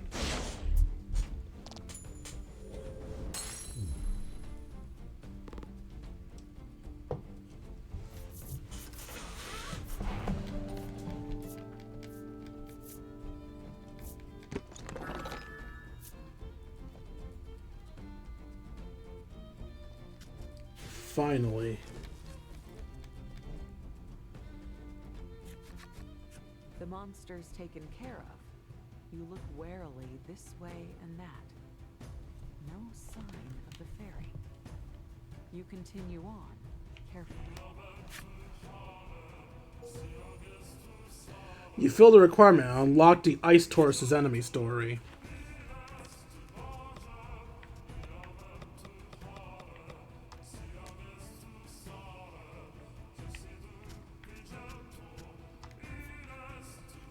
In ancient times, these beast shells were used for divination. Priests heated them until they cracked, and read the resulting pattern. The times changed, as did their exalted status. The once mystical beasts are now treated as nothing more than seaside pests.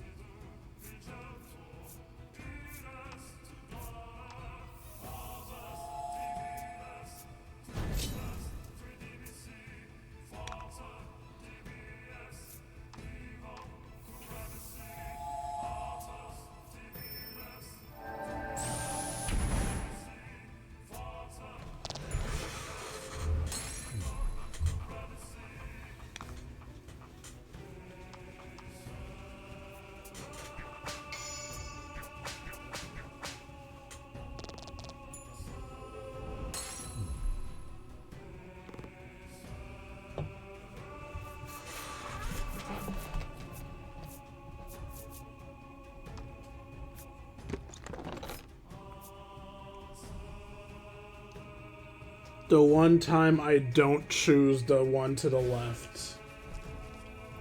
Life really isn't fair sometimes, man. I mean, is it a big deal? No, but it's still fucking annoying.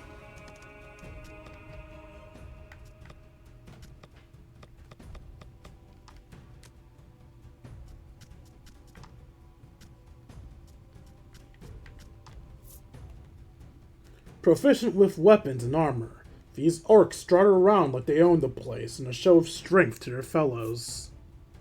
Such arrogance often results in exile from their homelands, so they wander aimless and alone in search of a place to sleep.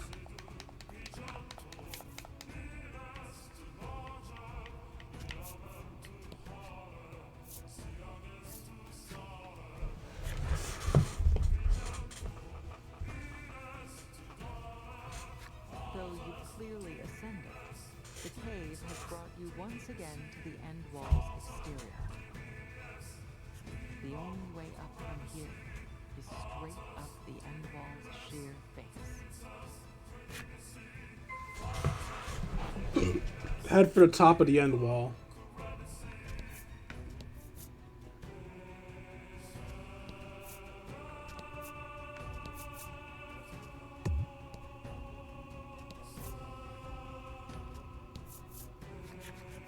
You take notice of a light above your head as you clamber up the wall. You raise your head. Fairy? In time to see a massive snowball hurtling toward you. Fuck. You somehow manage to dodge the snowball, only for the sound of someone snickering to reach your ears.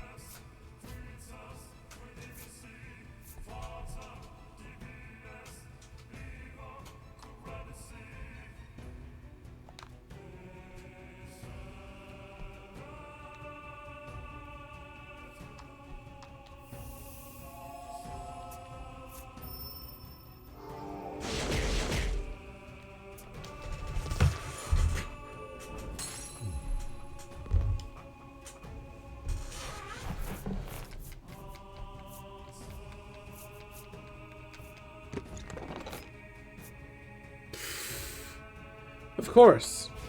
Of course, when I move away from the center's the best again. I'm just gonna stick to the beginning. I'm done trying to guess shit.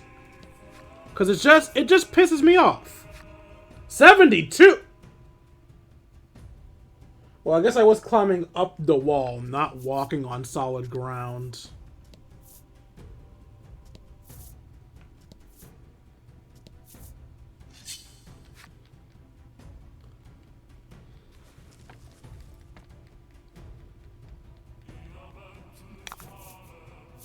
Battle time.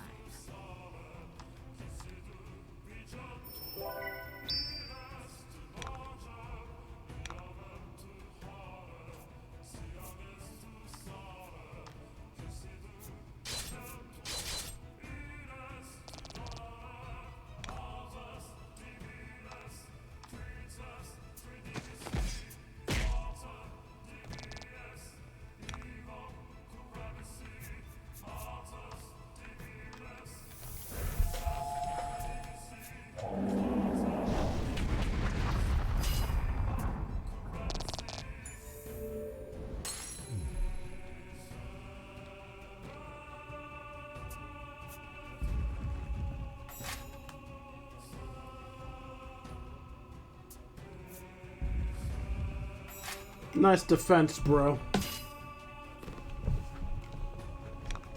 Would be a shame if somebody could attack past it.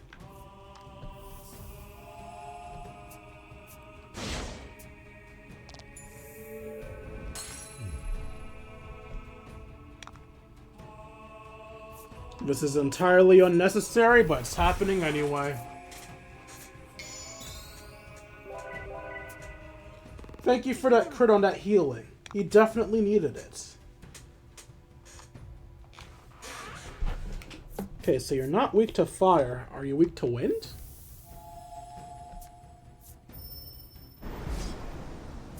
Nope.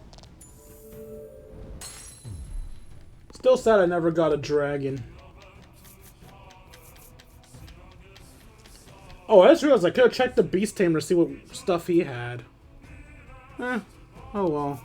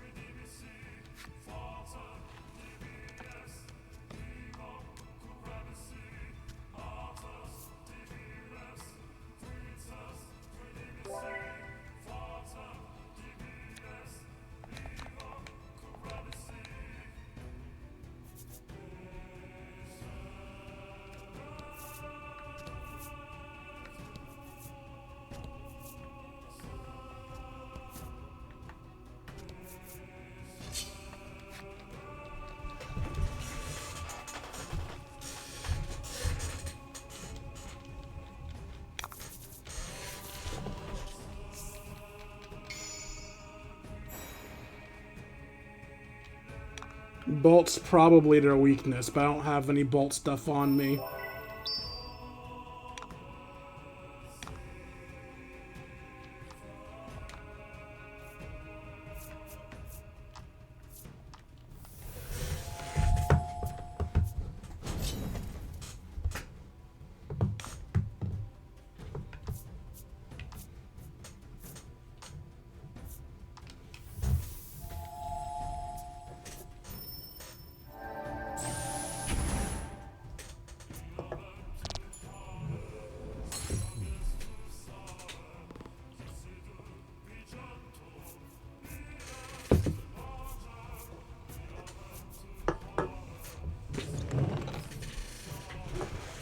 I fucking hate this game so much.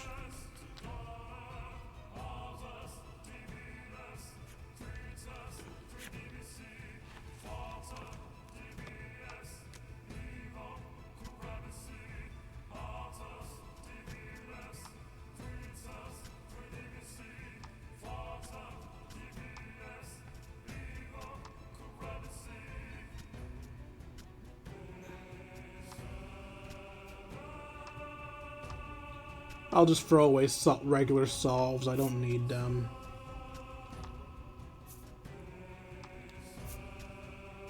Bitch, if I say to discard it, discard it!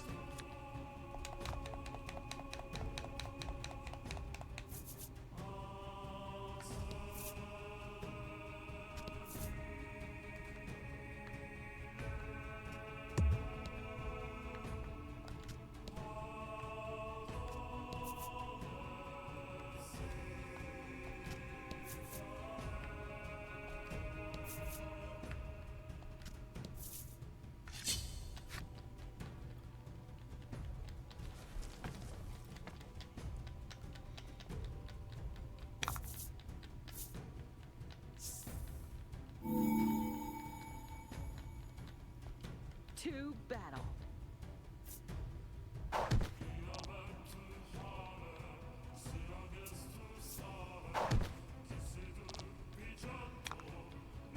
Okay, so Trawless gets the healing. Because Trawless doesn't get her auto-healing in this fight, she'll never get her turn.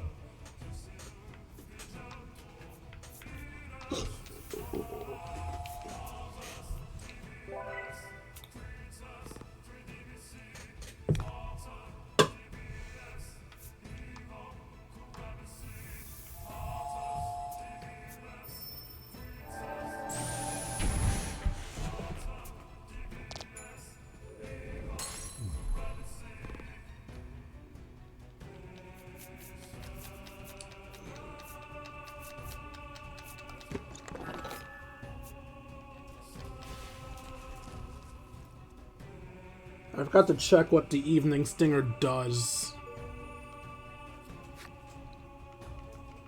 Devil wasp. That was a wasp?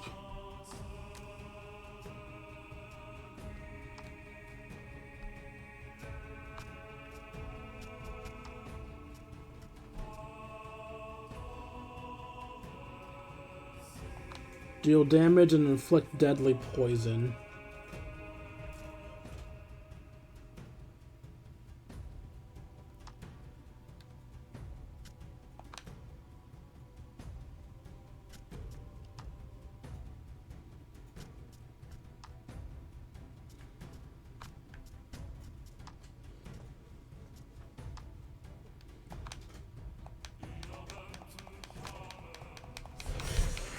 Oh wait, no, I forgot to check the Devil Wasp story. Also, Twitch stopped closing on me.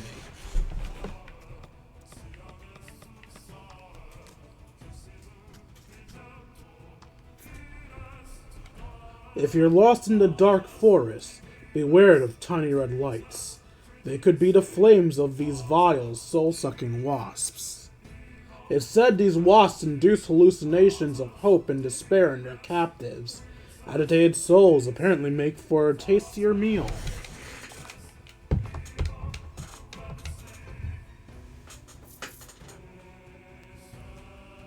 Soul-devouring wasps. Okay.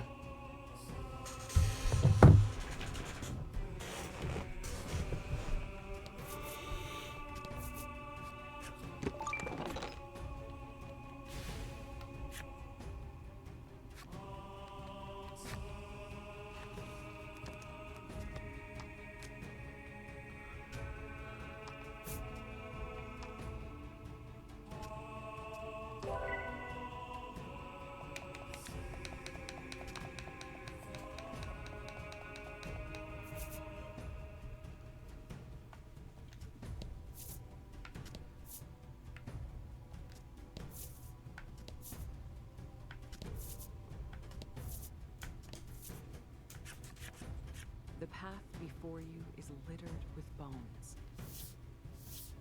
Polka picks one up and examines it.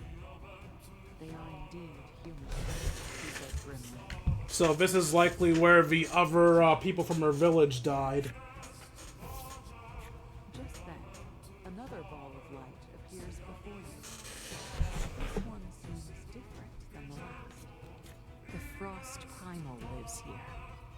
I think it'd be wise to turn around and leave, the fairy says, clearly trying to be helpful.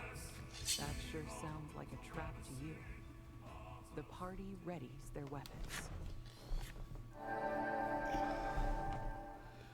The Frost Primal is real, I'll have you know, the fairy says. The fairy fades from view, revealing a horde of slobbering monsters.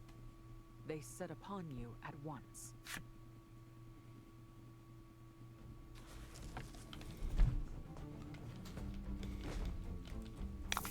Are these bosses? They're bosses, so I can't try to capture them.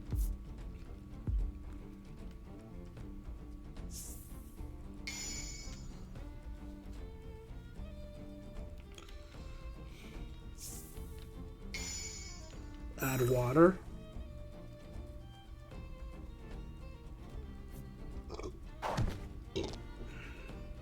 Ow. Ow.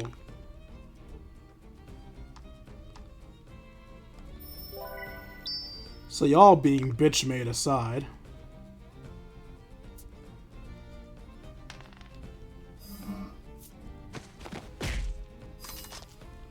Oh no, my attack stat.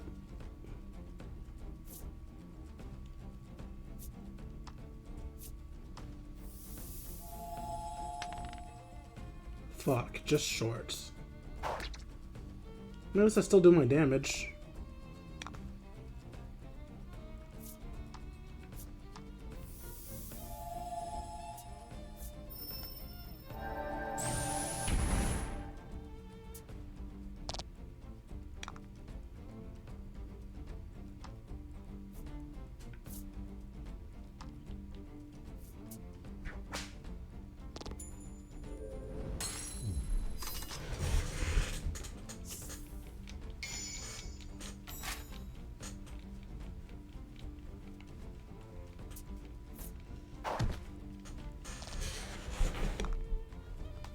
Let's see if I can do the item thing anyway.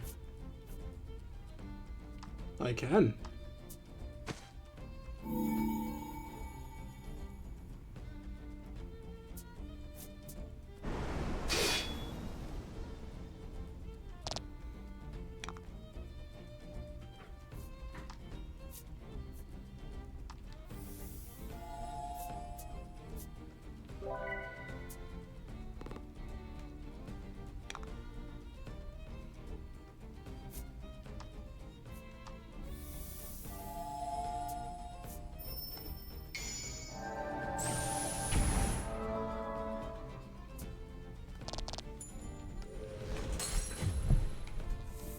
That's how it's done.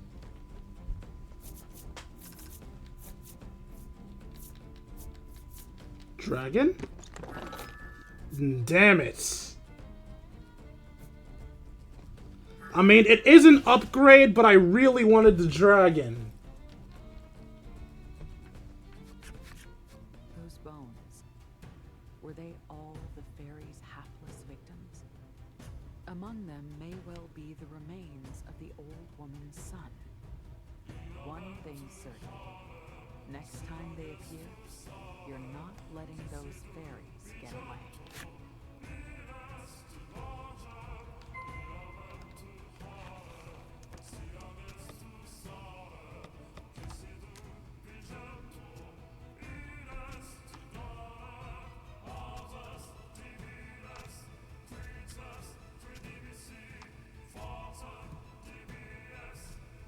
There is no ice ring.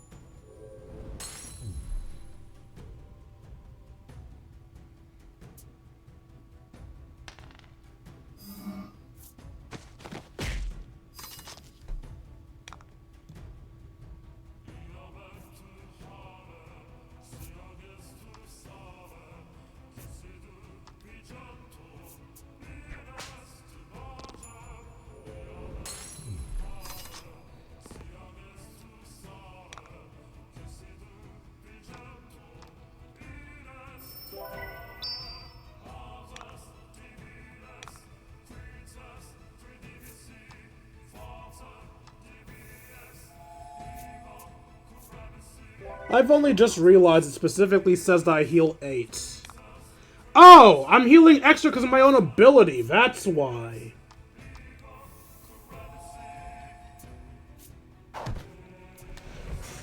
All this time I was thinking I heal based off my stats, but no, it's a set number on the card. That was only up, can I have her specifically healing? Side note, why does she have the highest attack stat if she has the ability that increases healing?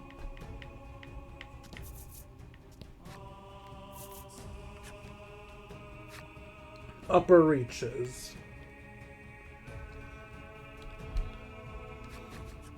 You feel a slight bend and look up to see a massive snowball hurtling toward you from above.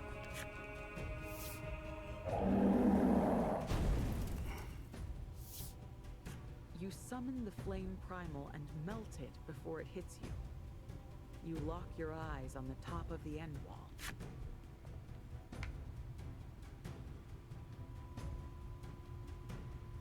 A puzzle?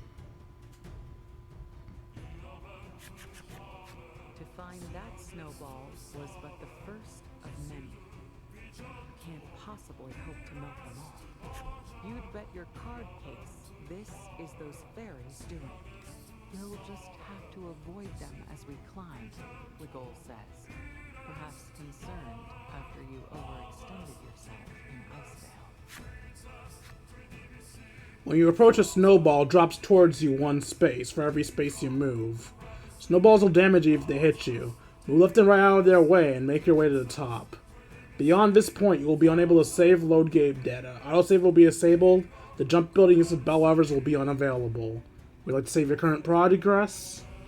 Just in case I die? Yeah.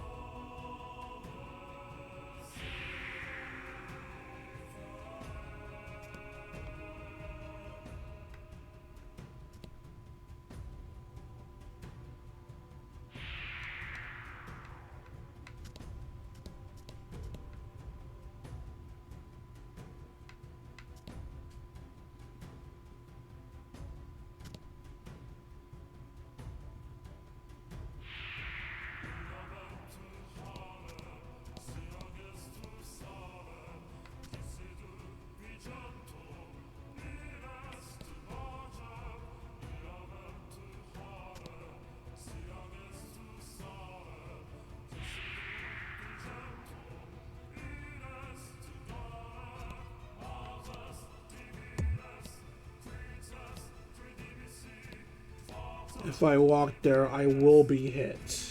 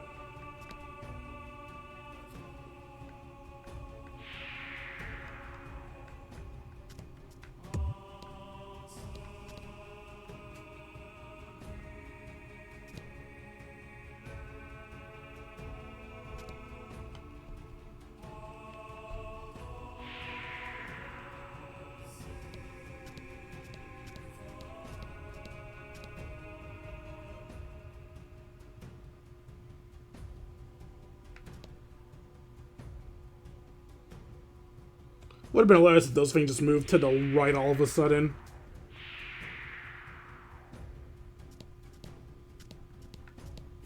You make your... It's not too far to the top now. Seeing how little is left fills you with enough determination to keep going. Make your way past the treacherous snowballs and find another passage inside to face of the cliff. You can now save, load, and jump. And use bell levers.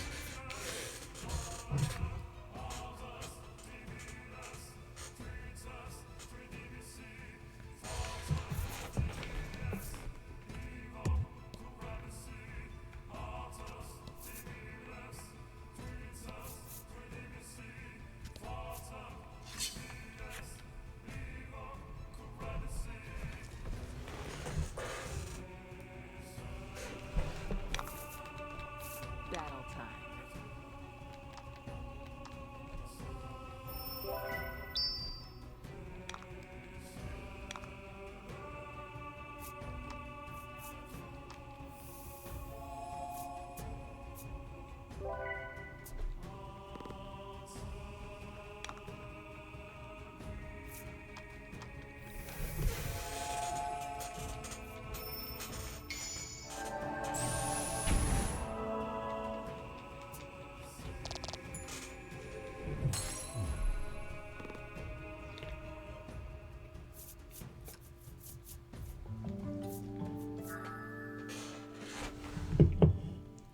Add 5 to damage if targets afflicted with a status ailment.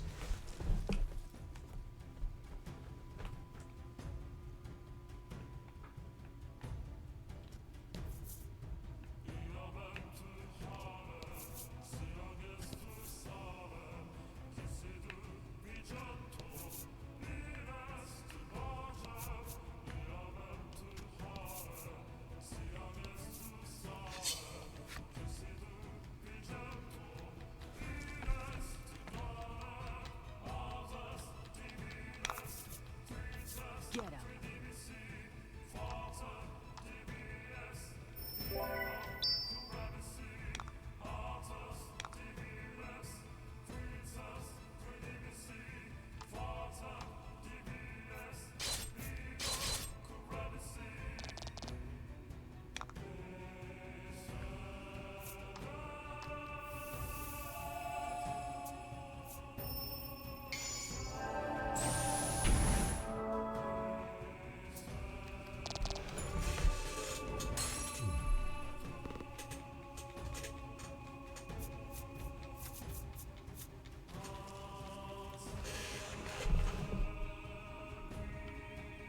Okay. Treasure chest. Ring of Sharpness. Raises speed in exchange for attack.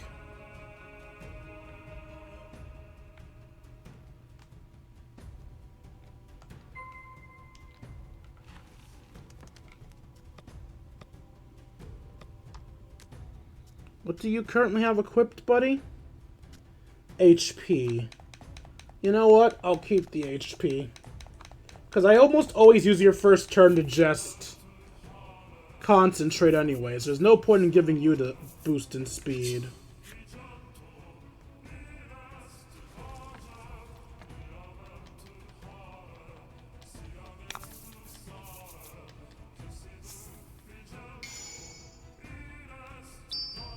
Battle time.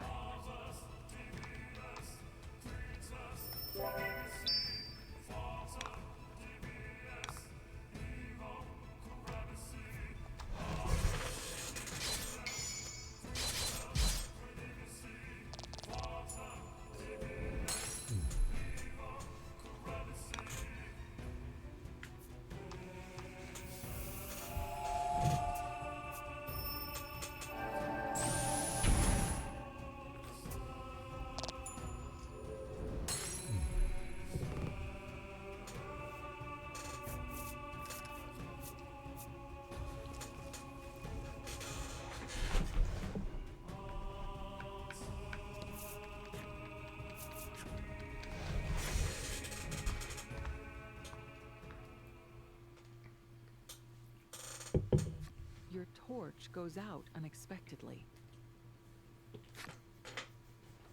You summon the flame primal and light it once more.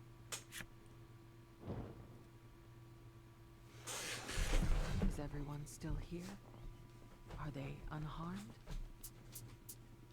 Yes, it seems so. You let out a sigh of relief and continue onward. You hear Polka and Trollis speaking in oddly high-pitched voices behind you. No way. We should keep going. I'm getting super sketchy vibes. I so totally agree. This feels like dangerous. I say we go back. So you guys got replaced. Turn back after you've come all this way?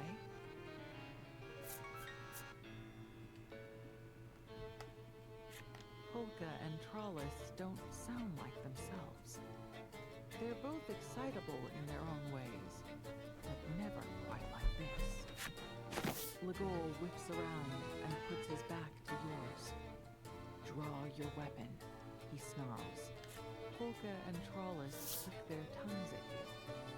Then lurch forward and attack. How the f did the fairies beat Polka and Trollis?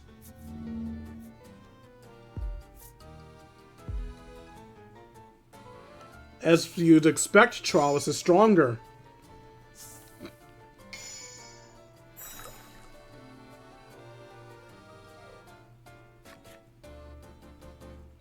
You wanna know why the wind blows?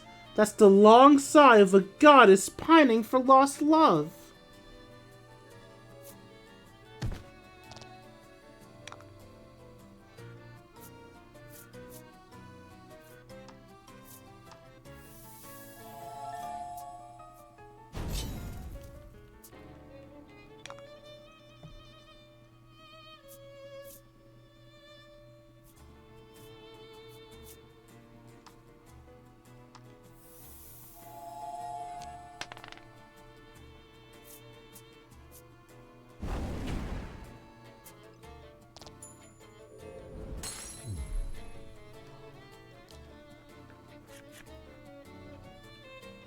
Look what they're wearing! Imagine thinking that looks good. I'm like totally gonna embarrass them.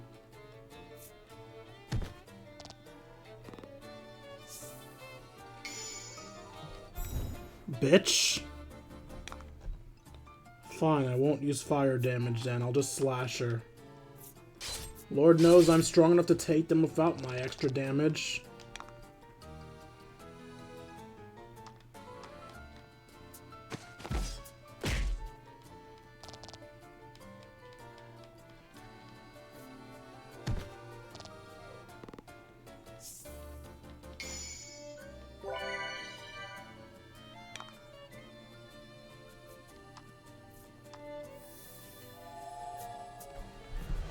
Damage? What damage?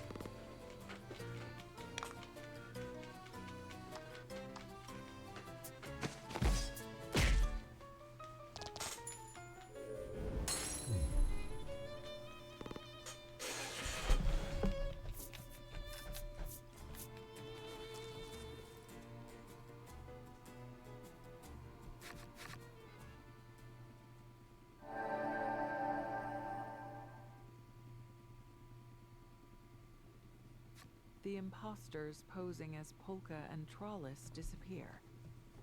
You hear voices from further within the cave as they vanish.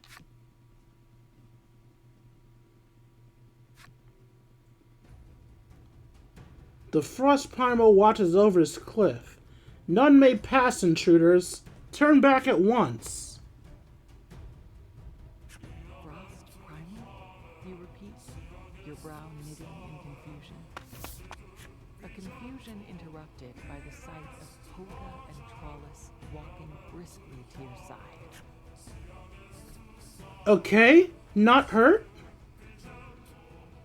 Are you hurt? Focus on me. Can you do that? Count backwards from 10. According to Polka, he and Trollis were dropped to the floor below when the torch went out. This is more like them. The real Trollis and Polka have returned.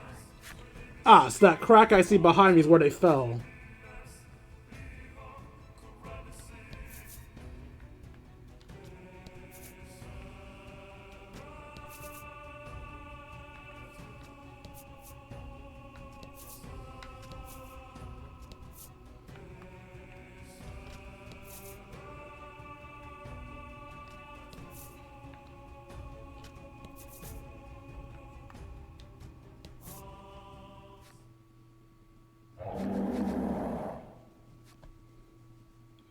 You dare defy me? The Frost Primal? I shall not let you pass. Your hand flies to your weapon instinctively. There's no turning back now. The rest of the party follows your lead and prepares for a fight. Fuck, I didn't equip my better healing. You would do battle with me? The Frost Primal? Gladly, you signal to the rest of the party and charge into combat.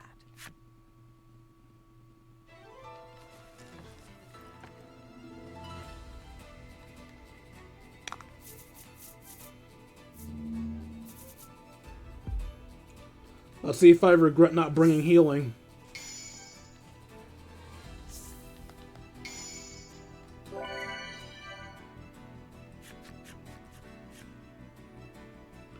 So it has come to this. I shall delight in crushing you as well. So, you aren't the first. So it was you. You killed the villagers from Icevale who tried to scale the end wall. Frost Primal confirms your worst fears with a deep, rumbling laugh. The looks on their faces as they fell were most amusing. You let out a piercing scream that gives way to a howl of agony for those lost to this creature. The Frost Primal must pay. The Frost Primal is mighty, but if you work together...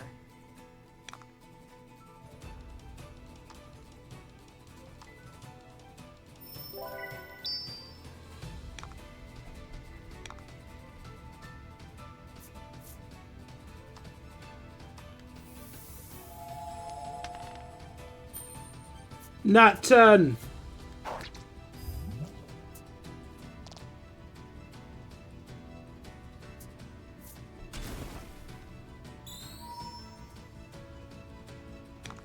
$20 healing every turn, you bitch.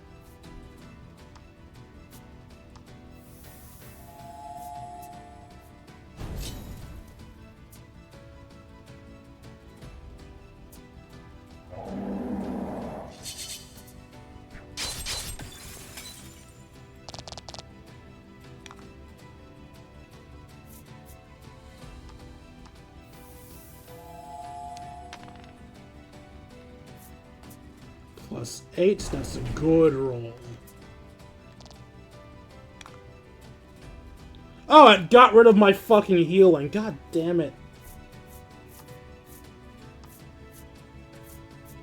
Bro is a whole ass menace.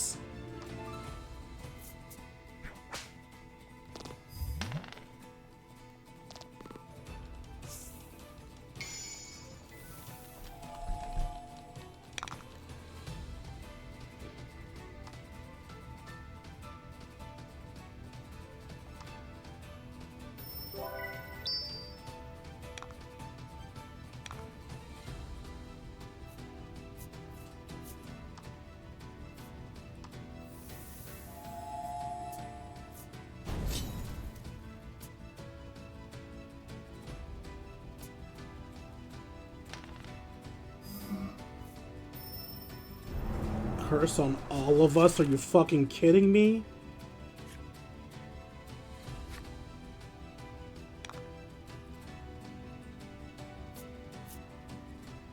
Oh, I must not have read it well.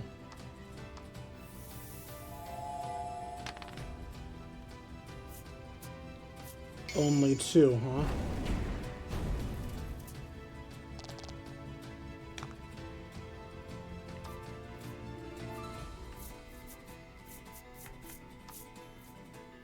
Please stop that.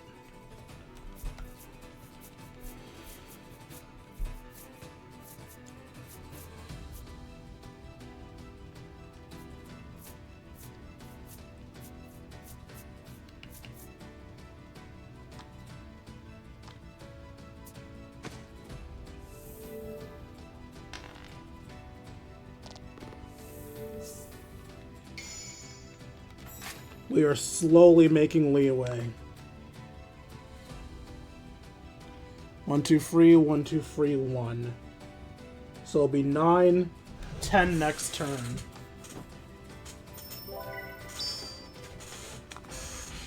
We have a surplus to start spending.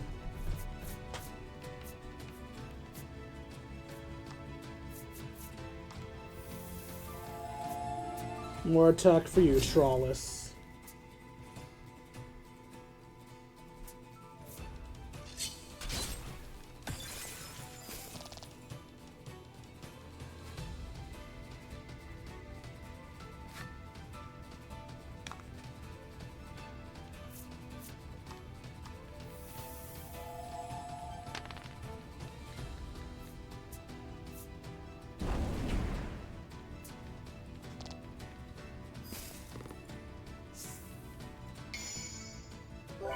Thank you.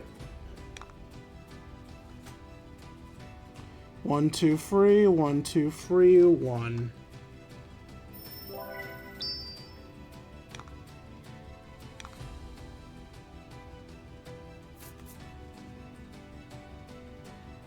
Need to be repoisoned. You did not get repoisoned.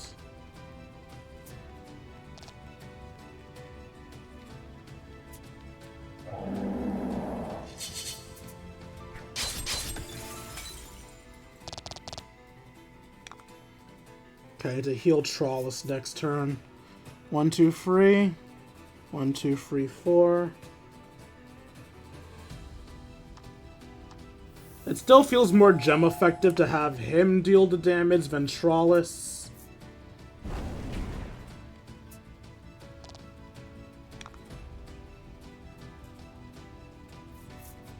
Oh, gem. Yeah, you can do yours too.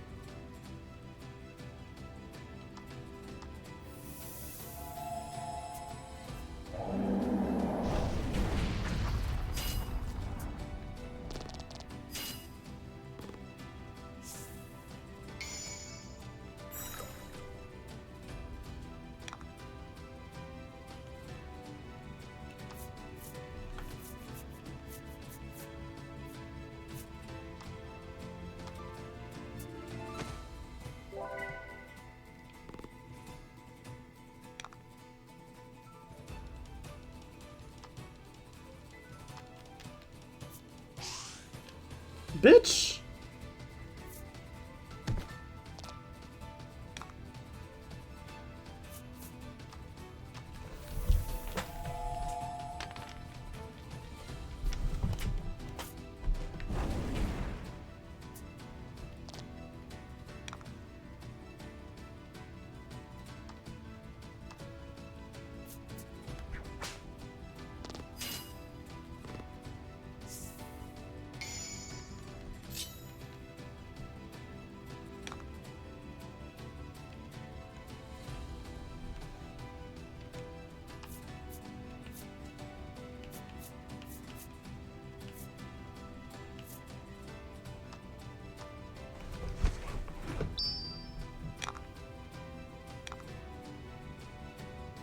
We're at 7 now. 5, 6, use up free. If I want to get 2 fire attacks off this turn, I don't want to do the Orc Child.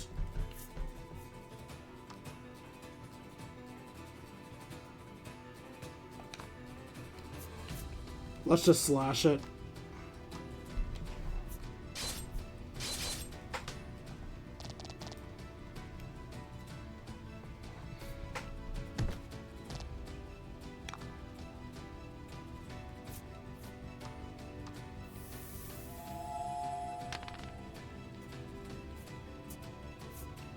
Not a great roll, sadly.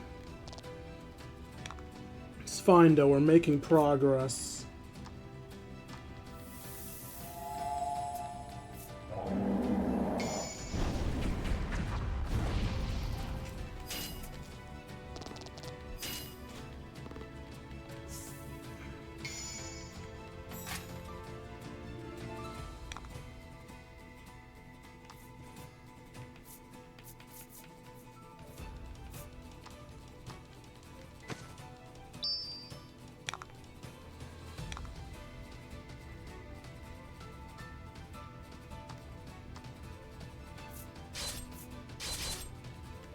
Yeah, you die this turn, buddy.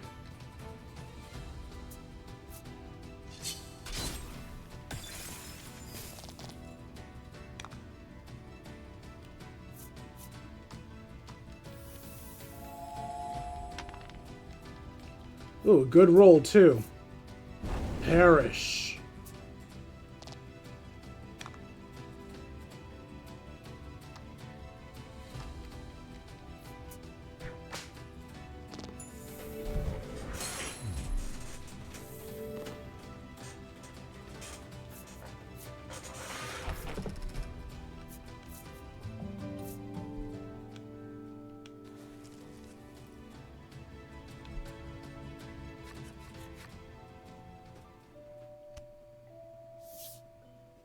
What?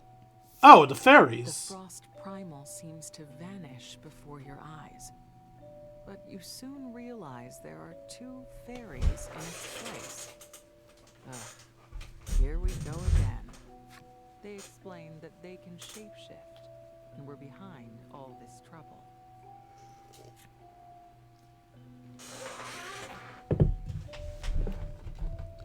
We're real sorry. We'll give you some fairy dust if you'll just forget about this. Yeah, it can turn you into anything you want. You obtain fairy dust, sparkly dust harvested from a fairy's wings. It grants the user the power to shapeshift. You ask if they truly did kill all the people of Icevale. They exchange glances and break out in a fit of giggles. We might have dropped a few rocks and snowballs and crushed them into little red spots, sure. We didn't mean nothing by it. It was a joke, you know? They let out an innocent laugh. Oh, but the old lady who came by every day, we let her live. She was a hoot. She really is. Her son's been nothing but bones for ages, but she keeps looking for him. Hilarious. You turn toward the fairies and lift your sword high overhead. You...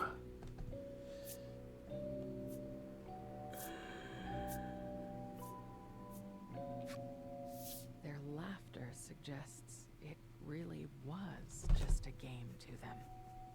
Maybe they have a different sense of good and evil than humans do.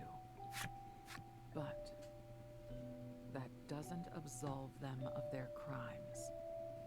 Your arms tense, and you swing. The fairies mock you mercilessly. Oh, we'll tell Mother on you. She'll be so mad she'll turn bright red. You humans are the worst. You don't know a darn thing.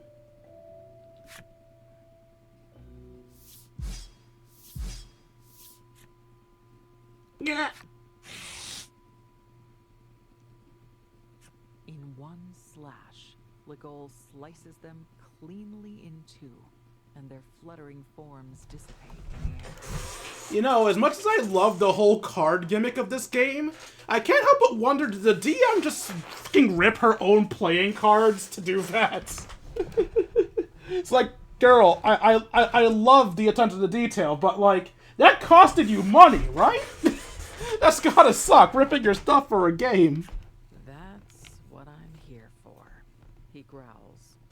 Well, you won't be making cards out of them now that Legol sliced them in half. Still, you have no regrets. You were going to cut them down yourself. Onward. Leaving. Trollis chirps. Once again, her usual chipper self. I don't think that was chipper. You've fulfilled necessary requirements and unlocked the fairies. Wait. Is the fairy... The fairy's probably on the monster list, right?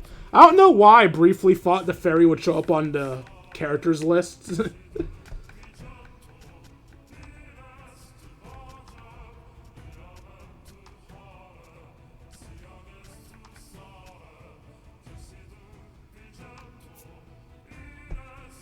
My cliffs are impenetrable.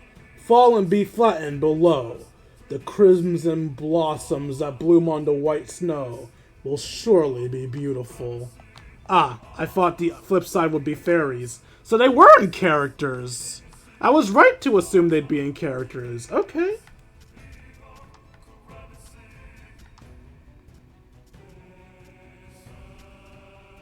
The male fairy is the front one. Interesting. A pair of monsters who can change their appearance at will. They love to talk and are always laughing together. They also argue from time to time, but quickly make up. And female. An ice monster that lived on the cliffs couldn't take the loneliness and split itself into two. And as the two talked, they forgot which of themselves was the real one. Interesting.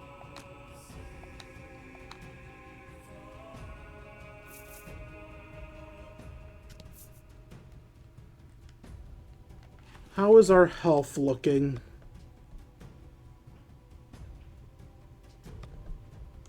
I have extra items. Let's top us off.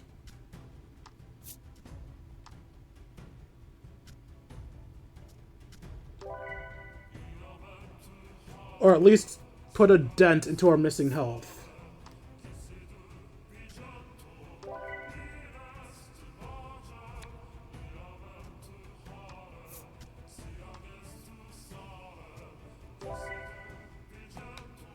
Alright, we can work with this.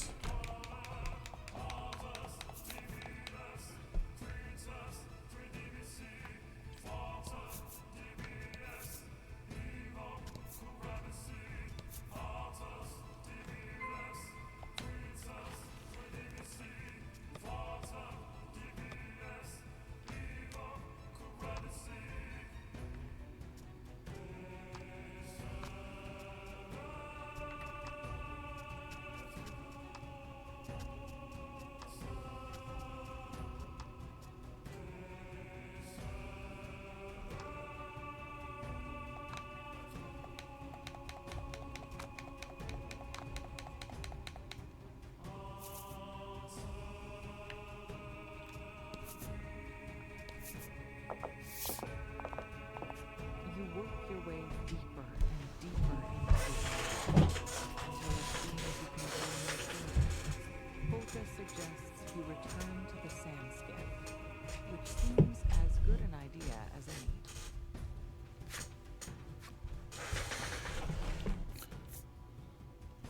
You agree to head back to the sand skiff as quickly as possible. Don't know why we're going back to the sand skiff. Unless we're assuming the fairies sort of caused the storm. Find the blizzard has subsided. Fucking really?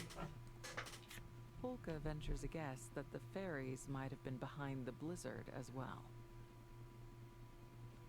Either way, there's nothing stopping you now. You should be able to ascend the rest of the way in the sand skiff. You gaze up at the impossibly blue sky as the balloons inflate, and you gently lift off once more. I'd rather go down, but okay, I guess we're going up. At last, you float over the top. You knew this wall was not the end.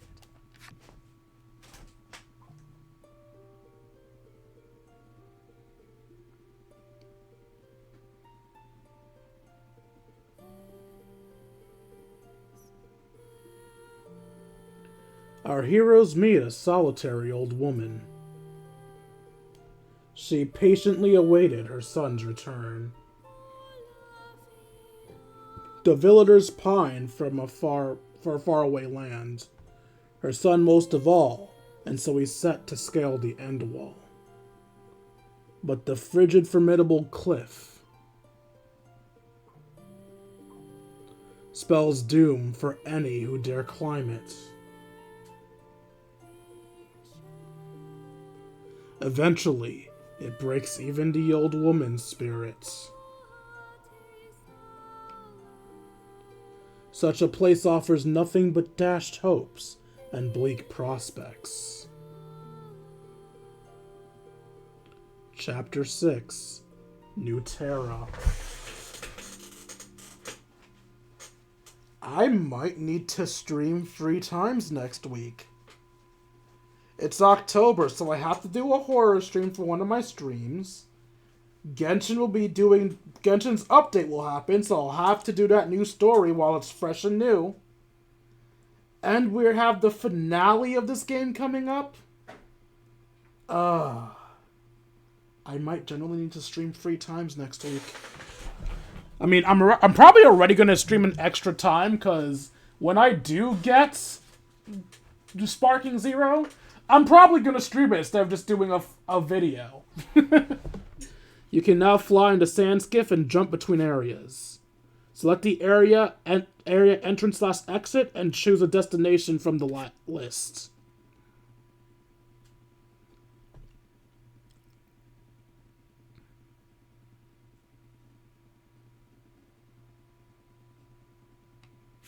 Having made your way over the end wall, you are faced with a vast forest.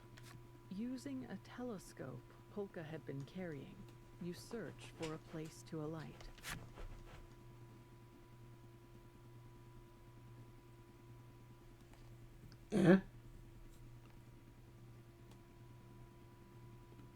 That looks like, well, it looks like monsters, snow, and then There trees. is only one safe place to land. The snow? Disembark here? No.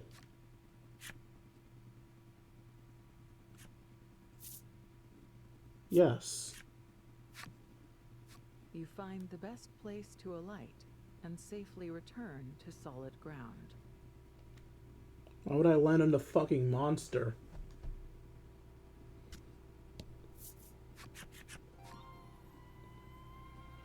Is this New Terra? Polka gazes at the surroundings appreciatively. He tells you that he has never seen a land so verdant in all his life. You can't argue with him. Greenery swathes the area all around you. Explore the New Terra. We will do that next time. I hope you guys enjoyed this stream as much as I enjoyed making it for you all. If you enjoyed and want to see more of my content, you can find me at youtube.com/KingD353. Again, that's youtube.com/KingD353. When I'm not re-uploading streams, I'm uploading episodes of Persona 5 Royal, Yu-Gi-Oh! Legacy of the Duelist, and starting next week, Dragon Ball Z Sparking Zero.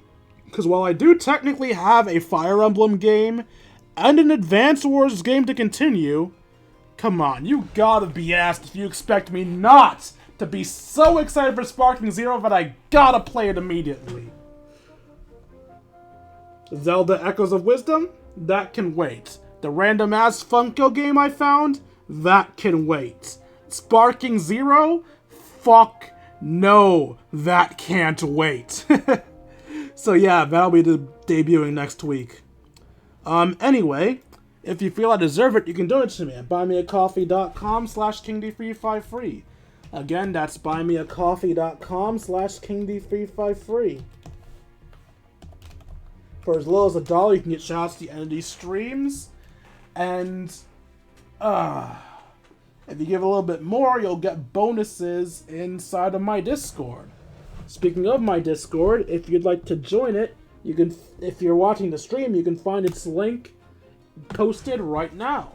If you're rewatching this on YouTube, you can find a link in the description below. Once you're there, we'll be able to chat, play video games, share memes, and have ourselves a grand old time. Like, comment, and subscribe, and I'll see all of you beautiful people later. Deuces, Kingdom.